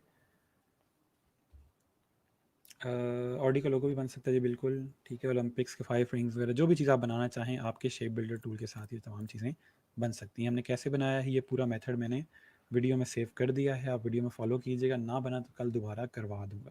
ठीक है, अभी क्योंकि टाइम कम है, मैं जल्दी से आप लोगों के साथ ये पहले कंफर्म कर दूं कि हमने सारी चीज़ें यहाँ से कवर कर ली हैं। ठीक है, इनको मैं वापस ब्लैक कर रहा हूँ ताकि एक दफ़ा आप देख लो कि इनमें कोई चीज़ रह ना जाए। मैं आप लोगों के साथ साथ कमेंट्स देख लेता हूँ। अच्छा जी, सर ग्रेडियंट में कलर नहीं शो हो रहे, एक बार फिर बता दें। ग्रेडियंट आप लोगों के जो हैं कलर जहाँ पे शो नहीं हो रहे, सिंपल आप यहाँ से जाओगे। अगर आपके शो नहीं हो रहे कलर, इधर डबल क्लिक करेंगे आप यहाँ पे, जो कॉर्नर्स है यहाँ पे, और ये आपके कलर आ रहे हैं सारे। ठीक है, आई ड्रॉपर आ रहा है, दूसरे कलर्स आ रहे हैं। अगर शो नहीं होते, आपने मुझे स्क्रीनशॉट सेंड करना है आपके ग्रेडियंट वाले टूल बॉक्स का। ठीक है, इसका मुझे भेजें ताकि मैं बता दूँ। ठीक है, अच्छा यहीं पे सर प्लीज़ मास्किंग भी करवा दें। मास्किंग मैंने रिसेंटली करवाई है, आप मुझे इनबॉक्स कीजिएगा, मैं आपको वीडियो दे दूँगा ताकि आप बैठ के आराम से इसको देखते रहें और आपको मास्किंग क्लियर हो जाए। ठीक है, अच्छा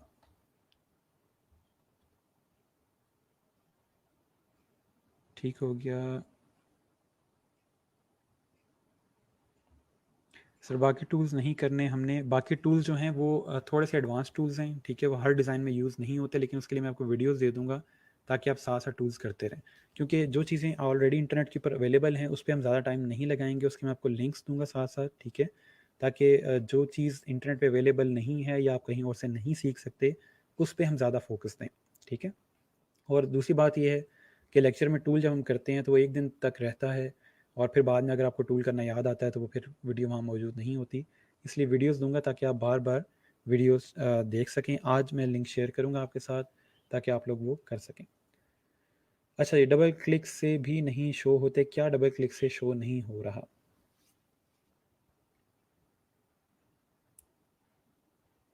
मैं ये लिंक शेयर कर रहा हूँ, जिस बच्चे को जो इशू आ रहा है मेरे साथ आप आ सकते हैं। ठीक है, मैं आपको इनवाइट कर रहा हूँ यहाँ पे, आप मेरे साथ आएँ। यहाँ पे जो भी मसला है यहीं पे देख लेते हैं, आज आमना सामना हो जाए ज़रा।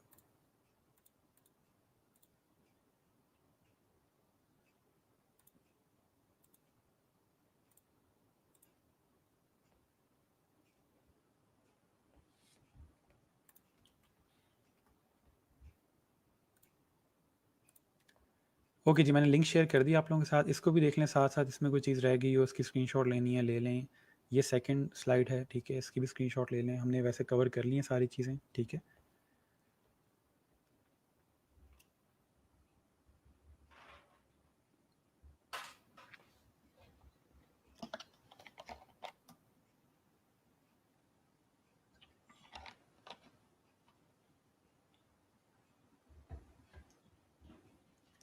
आप में से जो ज्वाइन करना चाहता है कमेंट में मुझे बता दें। अगर कोई ज्वाइन नहीं करेगा तो फिर मैं लेक्चर क्लोज़ कर देता हूँ। अगर कोई ज्वाइन करना चाहता है तो मैं वेट कर लेता हूँ।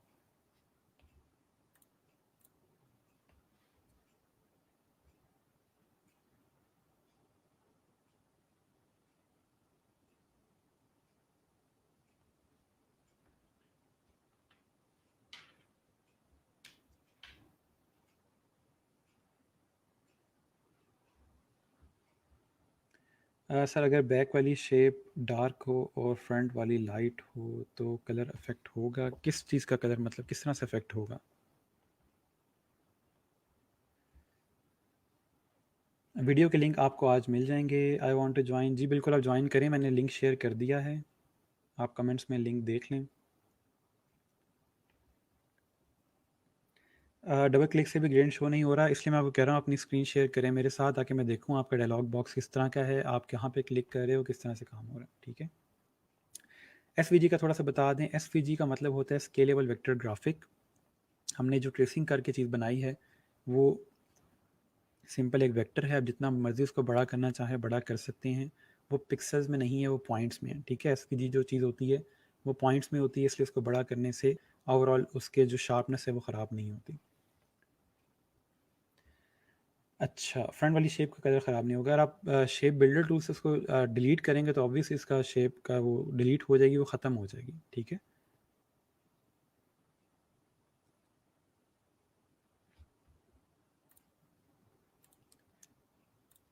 सर आपको इनबॉक्स किया है, आप काइंडली चेक कर लें स्पैम में ना चला गया हो।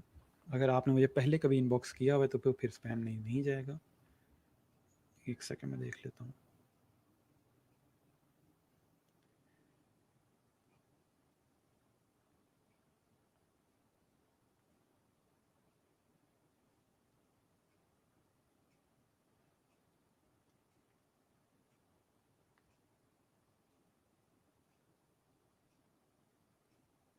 शेडो रिपीट कर दें, रिपीट वाला नहीं है हिसाब किताब, जो हमने चीज़ें ऑलरेडी पढ़ी हुई हैं वो सारा हम रिपीट नहीं कर सकते। वीडियोस में सेव था, आप लेट आए हो, मुझे इनबॉक्स करो, मैं आपको कोई ना कोई वीडियो दे देता हूँ ताकि आप शेडो कर सको। मुझे इसमें से ये बताएं कि कोई चीज़ हमसे मिस ना होगी। मैंने ये सारी चीज़ें 2-2 3-3 दफ़ा पढ़ाई हैं। अगर आप लेक्चर्स नहीं लेते तो बच्चे, इसमें मेरा कसूर नहीं है। मैं टाइम वेस्ट नहीं कर सकता एक ही चीज़ बार बार करवा के। ठीक है, एक चीज़ 24 घंटे के लिए आपके पास पड़ी होती है, आप तब भी नहीं पढ़ोगे तो फिर कब पढ़ोगे?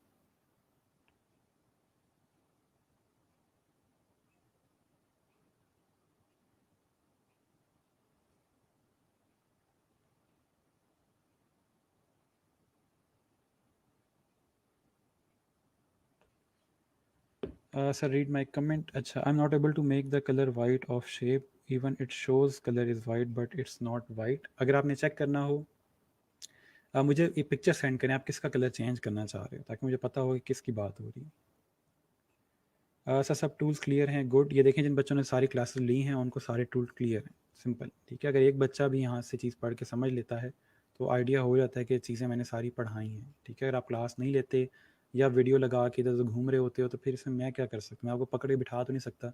आप ग्रेजुएट्स हो सारे, करोगे तो आपका फ़ायदा, नहीं करोगे तो आपका नुकसान है। अच्छा, रिसर्च अटेंडेंस नहीं हो रही, कब से ट्राई कर रही हूँ लिंक पर। आप सर हारून को बता दें कि आपकी अटेंडेंस मार्क नहीं हो रही। सर आपने फ्रीलांसिंग कहाँ से सीखी है? फ्रीलांसिंग मैंने खुद से सीखी है। ठीक है, कोई कोर्स वगैरह कुछ भी कहीं से कुछ नहीं किया हुआ, ये सारे बस अपने धक्के खाए हैं और उसी से चीज़ें सीखी हुई हैं जो आपको पढ़ा रहा हूँ। प्लेस हम लोगों ने पढ़ा था जी। प्लेस, इमेज को प्लेस करने के लिए हमारे पास ऑप्शन था, जल्दी से देख लें। ये ऑप्शन है प्लेस का। ठीक है, इसको ट्राई कीजिएगा क्या करता है, आपको आइडिया हो जाएगा।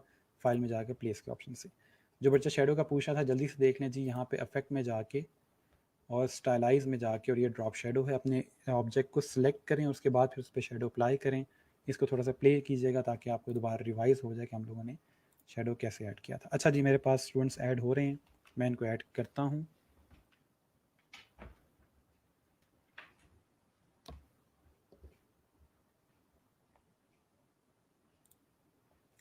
ओके जी, शाहजेब आपको मेरी आवाज़ आ रही है? अस्सलाम वालेकुम महरीन और शाहजेब, आप लोग दोनों लाइव हैं इस टाइम। वालेकुम सलाम सर, आवाज़ क्लियर है? ठीक है जी, महरीन आप भी बता दें अगर आपको आवाज़ आ रही है। Yes sir. ठीक है महरीन, आपकी आवाज़ भी आ रही है। ओके जी, पहले हम शाहजेब से स्टार्ट करते हैं। महरीन आप बेशक म्यूट कर दें, नो इशू, मैं आपको बता दूंगा जब आपका टाइम आएगा। शाहजेब आप बताएं क्या इशू है, क्या क्वेश्चन है? सर आवाज़ रिपीट हो रही है, आप तो जो काइंडली आपका माइक है ना, में एक सॉरी, माइक ऑन स्पीकर हो। बंद करें अपना पहले। जहाँ पे आपकी वीडियो लाइव हो रही है ना, आप उसको बेशक क्रॉस कर दो। Sir first of all sir, आपका अभी तक लेक्चर्स बहुत ज़बरदस्त गए हैं। Thank you, thank you. तो जी जी, जी मैंने हेडफोन लगाया हुआ है, तो नहीं नहीं, शायद आपने करना ये है कि आपका जो जहाँ पे लेक्चर रन हो रहा है ना, आपका जो वीडियो आप देख रहे थे पहले लेक्चर की, उसको क्रॉस कर दो ताकि आपको वहाँ से मेरी डबल आवाज़ ना आए। सर एक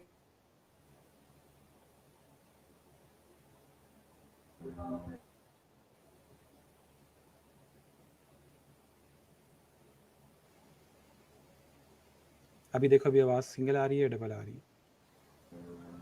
okay, got it sir, got it, thank you.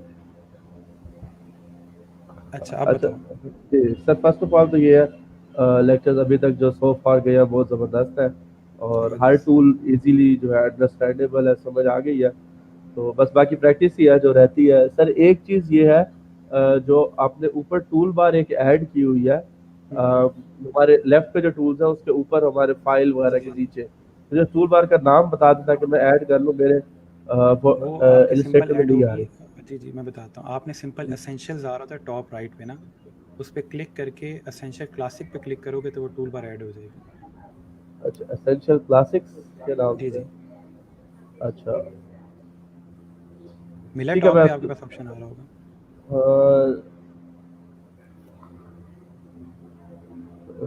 नहीं सर, फाइल वगैरह इसके इस साइड में है, किस तरफ से टॉप फाइल है? वगैरह के ना राइट साइड मिल पे गया ऑप्शन मिल है। ठीक गया, है एसेंशियल वहाँ पे क्लिक क्लासिक, करो। ठीक सर। क्लिक आ करवाते हो? गया जी जी, आ गया सर। चलो आ ठीक हो गया। गया। और कोई क्वेश्चन? स- जी सर, बस समझ आ गई है सर हर चीज़, बाकी प्रैक्टिस की ज़रूरत है। सर काइंडली एक चीज़ छोटी सी वो आपसे करवाना भी है, रिक्वेस्ट थी कि सर जो डिज़ाइन आपने एलिमेंट्स आज वगैरह पढ़ाए हैं, तो सर मुझे ना ज़रा क्लियर नहीं होता डिज़ाइन के बारे में कि एक डिज़ाइन जो है उसमें क्या खासियत है, या हम वैसा देख के तो ज़ाहिर बात है उस जैसा बना हाँ सकते हैं, हाँ हाँ। मतलब क्रिएटिविटी जो है ना, एक माइंड जो है वो जी डेवलप जी नहीं हो रहा। मैं इसी के लिए मैंने बेसिकली आप लोगों को प्रोग्रामर हूँ, बताएंगे मैं ताकि एंड्रॉइड आपको ऐप्स भी सारी बनाता चीज़ें हूँ, वहाँ तो से बस मुझे थोड़ी सी क्रिएटिविटी साइड पे नहीं आता, आ इसलिए जाएगा मैं आ जाएगा। वेबसाइट की तरफ भी नहीं गया। प्रोग्रामर में तकरीबन ऑल लैंग्वेज आती है, हम्म। तो मैं वेबसाइट भी इसी वजह से जाता क्योंकि उसमें डिजाइनिंग ज़्यादा मैटर करती है। तो बस थोड़ा सा एम्फोसाइज कर दीजिएगा, मतलब कोई इशू नहीं, क्रिएटिविटी मैं आप लोगों स्किल्स को को। सिखाऊंगा कि आपने कोई डिज़ाइन अगर आप देखते हो ना कि ये डिज़ाइन अच्छा बना हुआ है, मैं ऐसा डिज़ाइन कैसे बनाऊंगा, तो वो जी जी, चीज़ें हम ब्रेक डाउन करेंगे कि हमें कैसे माइंड में इस तरह के आइडियाज़ आएंगे, तो वो सारा कुछ हम देखेंगे। No issue. सही सर, ठीक ठीक है। है। थैंक यू चलो very much sir, thank you. Okay thank you जी। नेक्स्ट हमारे पास है जी मेरीन। मेरीन आपको आवाज़ आ रही है? अपना माइक अनम्यूट यस करें। यस जी मेरीन बताइएगा क्या इशू आ रहा है। सर, मेरा एक्चुअली क्वेश्चन है, मेरे एक्सपीरियंस से रिलेटेड जो मेरा फ्रीलांसिंग से रहा है, वैसे ज़्यादा नहीं है, सिर्फ 2-3 मंथ्स का ही है। तो हुआ ये था कि क्योंकि हमारे पास और तो कोई सोर्स है नहीं, तो यूट्यूब पे ही मैंने देखा कि प्रोफाइल वगैरह कैसे क्रिएट करते हैं, वो क्रिएट कर ली। अब स्किल जो है मुझे तब सिर्फ क्योंकि मैंने थीसिस आर्टिकल राइटिंग ये सारा काम किया हुआ था, तो इस तरफ ही मैंने गिग भी बना लिया उसी से रिलेटेड। लेकिन उसमें काफ़ी अरसे तक कोई ऑर्डर नहीं आया, तो उसके बाद फिर मैंने दोबारा यूट्यूब से देखा, तो उसमें मुझे पता चला कि जी फेसबुक से भी ऑर्डर आते हैं, फेसबुक ग्रुप्स ज्वाइन करने से।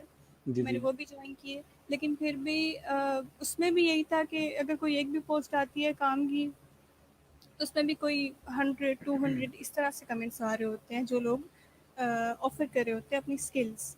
तो उसमें भी ऑर्डर काफ़ी टाइम तक नहीं मिला। फिर एंड में कुछ 1-2 मिले, लेकिन उसमें भी ये था कि तकरीबन कंटिन्यूअस 8 से 10 घंटे का वो काम था, असाइनमेंट्स का ही ऑर्डर मिला। तो उसका मुश्किल से 1000 2000, मतलब 2000 भी मुश्किल से। तो इस तरह से 2 ही ऑर्डर मिले, तो वो बल्कि सेकंड तो 14 टू 15 आवर्स तक का हो गया था काम। तो इसका है मुझे कन्फ्यूजन कि क्योंकि मेरा पहले ऐसा ही एक्सपीरियंस रहा है, तो अब इस बारे में भी ये है कि ये काम तो हम सीख लेंगे, लेकिन फाइवर पे अगर या फिर बाकी जगह पे प्रोफाइल बनाने के बाद भी हमें ऑर्डर्स नहीं मिले, तो क्या इसका भी यही हाल नहीं होगा नहीं जो नहीं, मैं हमारा पहले बताता हूँ हुआ आपको था? अभी इशू क्या चल रहा है। अभी तक जो आपने चीज़ सीखी है ना वो आपने खुद से सीखी है। ठीक है, जो आपको चीज़ समझ आई, जो आपने वीडियो पे देखी, उस वीडियो को देखी यस जितनी समझ आई आपने वो चीज़ कर ली। लेकिन आपको किसी बंदे ने ये नहीं बताया कि आपकी प्रोफाइल ठीक बनी हुई या नहीं बनी हुई। ऐसा ही है। सर, यस सर, ठीक है। यूट्यूब से ही देख अभी के बना होगा, ली थी। जी अभी होगा इस तरह से कि आप जब सीखोगे ना फाइवर को, मैं आपको प्रॉपर बताऊंगा फाइवर होता किस तरह से है, उसमें मेन चीज़ें क्या होती हैं जिसकी वजह से ऑर्डर्स आ रहे होते हैं। ठीक है, तो वो सारा कुछ जब हम पढ़ेंगे और उसके बाद गिग क्रिएट करेंगे खुद से। ठीक है, अगर आपके ऑलरेडी क्रिएटेड हैं उसको देख लूँगा, अगर उसको दोबारा क्रिएट करने की ज़रूरत है या उसमें कोई चेंजेस की ज़रूरत है उसको देखेंगे। इसके अलावा की जो प्राइसेस आपने सेट की हुई हैं वो देखेंगे कि आप जो काम कर रहे हो क्या वो आपकी प्राइस को साथ मैच कर रहा है या नहीं कर रहा है, या आप कम पैसों में ज़्यादा काम कर रहे हो। ठीक है, ये चीज़ें हैं जिसकी वजह से इस तरह के इश्यूज आते हैं, क्योंकि आप खुद ही सीख के खुद ही कर रहे होते हो, तो फिर जितनी समझ आती है फिर आप उतना ही काम करते हैं। अभी ये यस होगा कि आप सारे बच्चे प्रोफाइल्स क्रिएट करोगे और सबकी प्रोफाइल्स पे मैं चेक करूँगा कि ये ठीक से बनी है या नहीं बनी हुई, जो कि कोई भी कहीं भी नहीं हो रहा होता, आपको फीडबैक नहीं मिल रहा होता कि मेरी चीज़ ठीक है या नहीं है। तो जब हम सारे यस प्रोफाइल्स क्रिएट कर लेंगे फिर आप सबकी प्रोफाइल पे मैं प्रॉपर फीडबैक दूंगा कि इसमें टैग्स नहीं सही है, इसके डिस्क्रिप्शन में मसला है, इसका टाइटल नहीं ठीक, तो वो सारा कुछ हम जब चेक करेंगे उसके बाद आपके प्रोजेक्ट्स इंशाल्लाह आना शुरू हो जाएंगे। आपको फ़ायदा ये कि आपकी प्रोफाइल ऑलरेडी एक्टिव है, ठीक है, तो माइट भी अगर आप माइनर चेंजेस करेंगी तो उसके बाद आपके प्रोजेक्ट्स आना शुरू हो जाएंगे। लेकिन सर अगर कोई ऑर्डर देने आता है तो वो जब सर्च करेगा फाइवर पे फॉर एग्जांपल लोगो डिज़ाइन, तो उस पे तो पहले वही प्रोफाइल्स आएंगी ना जो टॉप रेटेड हैं या जो नहीं, ऑलरेडी ज़रूरी काम नहीं है। कर रहे हैं। जो फाइवर का एल्गोरिथम है ना, वो कुछ इस तरह काम करता है कि उसमें काफ़ी चीज़ें हैं। आपके प्रोजेक्ट्स पहले कितने हुए हुए हैं, ये भी मैटर कर रहा होता है, उसके साथ साथ आपके ओवरऑल डिस्क्रिप्शन कितनी अच्छी लिखी हुई है, ठीक है। तो उस सब को अलाइन कैसे करना है आपस में, टाइटल को, टैग को, डिस्क्रिप्शन को, तो वो चीज़ें हम पढ़ेंगे। इसके अलावा फाइवर पे कुछ क्लाइंट्स इस तरह के आते हैं जो न्यू डिज़ाइनर्स की तरफ जाते हैं, क्योंकि आपको पता है कि जिस बंदे का टॉप पे काम आ रहा है उसके पास प्रोजेक्ट भी ज़्यादा होंगे, तो वो प्रॉपर फोकस नहीं कर पाता। तो कुछ क्लाइंट्स की प्रायोरिटी ये होती है कि वो उस बंदे से काम करवाएं जिसके पास कोई प्रोजेक्ट नहीं है, ताकि वो सिर्फ मेरे प्रोजेक्ट पे काम करे, ठीक है। तो इस तरह की भी चीज़ें हैं, यस सर। ठीक है। तो सारा कुछ हो जाएगा, वो कोई इतनी परेशानी वाली बात नहीं है। फ़िलहाल आपने काम सीखना है, ताकि कल को जब कोई क्लाइंट आए, वो जो काम माँग रहा है वो हमें करना आता हो। फिर हम जो भी प्राइस से माँगेंगे हम वो कहते हुए भी अच्छे लगेंगे कि मुझे इतने पैसे चाहिए इसके लिए, तो वो चीज़ फिर जस्टिफ़ाई करती है उसको, ठीक है। अभी टेंशन नहीं लेनी, अभी तक जो एक्सपीरियंस था वो पहले का था, जो होना था हो गया। अभी जो आगे की चीज़ है उसको सीखेंगे हम प्रॉपर, फिर उसको देखेंगे कि क्या चीज़ में ठीक है, क्या चीज़ ख़राब है, यस ठीक हो गया। ओके तो सर। परेशान नहीं होना, अभी तक जो एक्सपीरियंस था उसका फ़ायदा ये कि आप आगे की जो चीज़ें हैं वो अच्छे पिक कर सकोगे। और ओके कोई सर। क्वेश्चन हो? No sir. चलें ठीक है, अभी फ़िलहाल जो हम चीज़ें पढ़ रहे हैं उसको साथ साथ करते जाएं, आगे इंशाल्लाह चल के फिर हम लोग आपकी जो प्रोफाइल्स वगैरह हैं उस पर आते हैं, ठीक है जी। Thank you so much.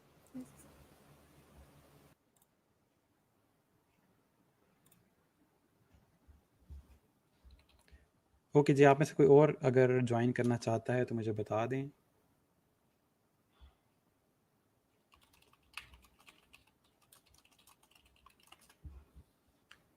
अच्छा जी, ओके ओके ओके, तो ज़्यादा सारे कमेंट्स आ गए हैं। सर क्या हम डिफरेंट फील्ड से रिलेटेड की क्रिएट कर सकते हैं, like graphic design and something else कौन से वाली समथिंग एल्स, मुझे वो बताएं। चलें जी, आइसक्रीम वाला भी आज आ ही गया। थैंक्स जी, your method of teaching is very very outstanding, thank you जी। Your humble and patience inspire us, stay blessed. Thank you जी, दुआ किया करें बस कि मेरा पेशेंस बरकरार रहे इसी तरह, ठीक है। अच्छा जी सर, मैं काफ़ी टाइम से ज्वाइन करने की कोशिश कर रहा हूँ बट नहीं हो रहा। आप ब्राउज़र अगर चेंज करके देख सकते हो, क्योंकि मुझे आपके पास लिखा था डिवाइसेस नॉट कनेक्टेड, या तो आपका माइक कनेक्ट नहीं है जिसकी वजह से ये इशू आ रहा है। आप उसको अलाउ करोगे कि वो माइक कनेक्ट करे, तब ही आप ज्वाइन कर सकते हो। सर पेपॉल पे अकाउंट का फ़ायदा होता है, अगर आप बाहर से किसी तरह अकाउंट क्रिएट कर सकते हो पेपॉल पे तो बहुत फ़ायदा है उसका, ठीक है। अभी आदिल भी ज्वाइन कर रहे हैं लेकिन उनकी भी डिवाइस कनेक्ट नहीं है। अच्छा, ये video editing and graphic designing, जी जी बिल्कुल, वीडियो एडिटिंग और ग्राफिक डिज़ाइनिंग का आप बना सकते हैं, कि नो इशू, ये सब कुछ एक ही फील्ड का है, ऑलमोस्ट आप क्रिएट कर सकते हो। सर फाइवर में मैथ से रिलेटेड भी काम मिलता है? नहीं जी, असाइनमेंट्स वगैरह या क्लास वर्क या मैथ वगैरह इस तरह का काम नहीं है फाइवर के ऊपर।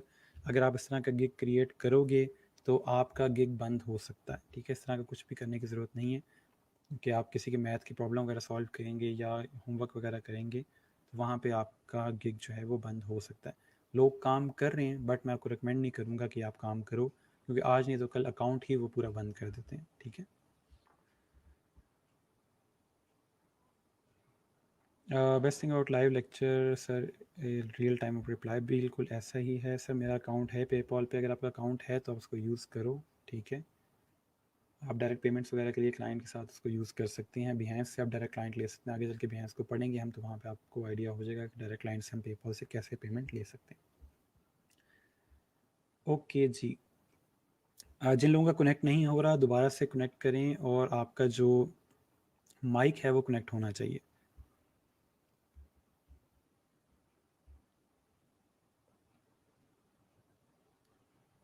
इंस्टाग्राम प्रमोशन नहीं, उसका भी नहीं है। आप यूट्यूब पे प्रमोशन, फेसबुक पे लाइक्स और इस तरह के काम जो है अगर वो करेंगे तो वो चीज़ फाइवर पे अलाउ नहीं है।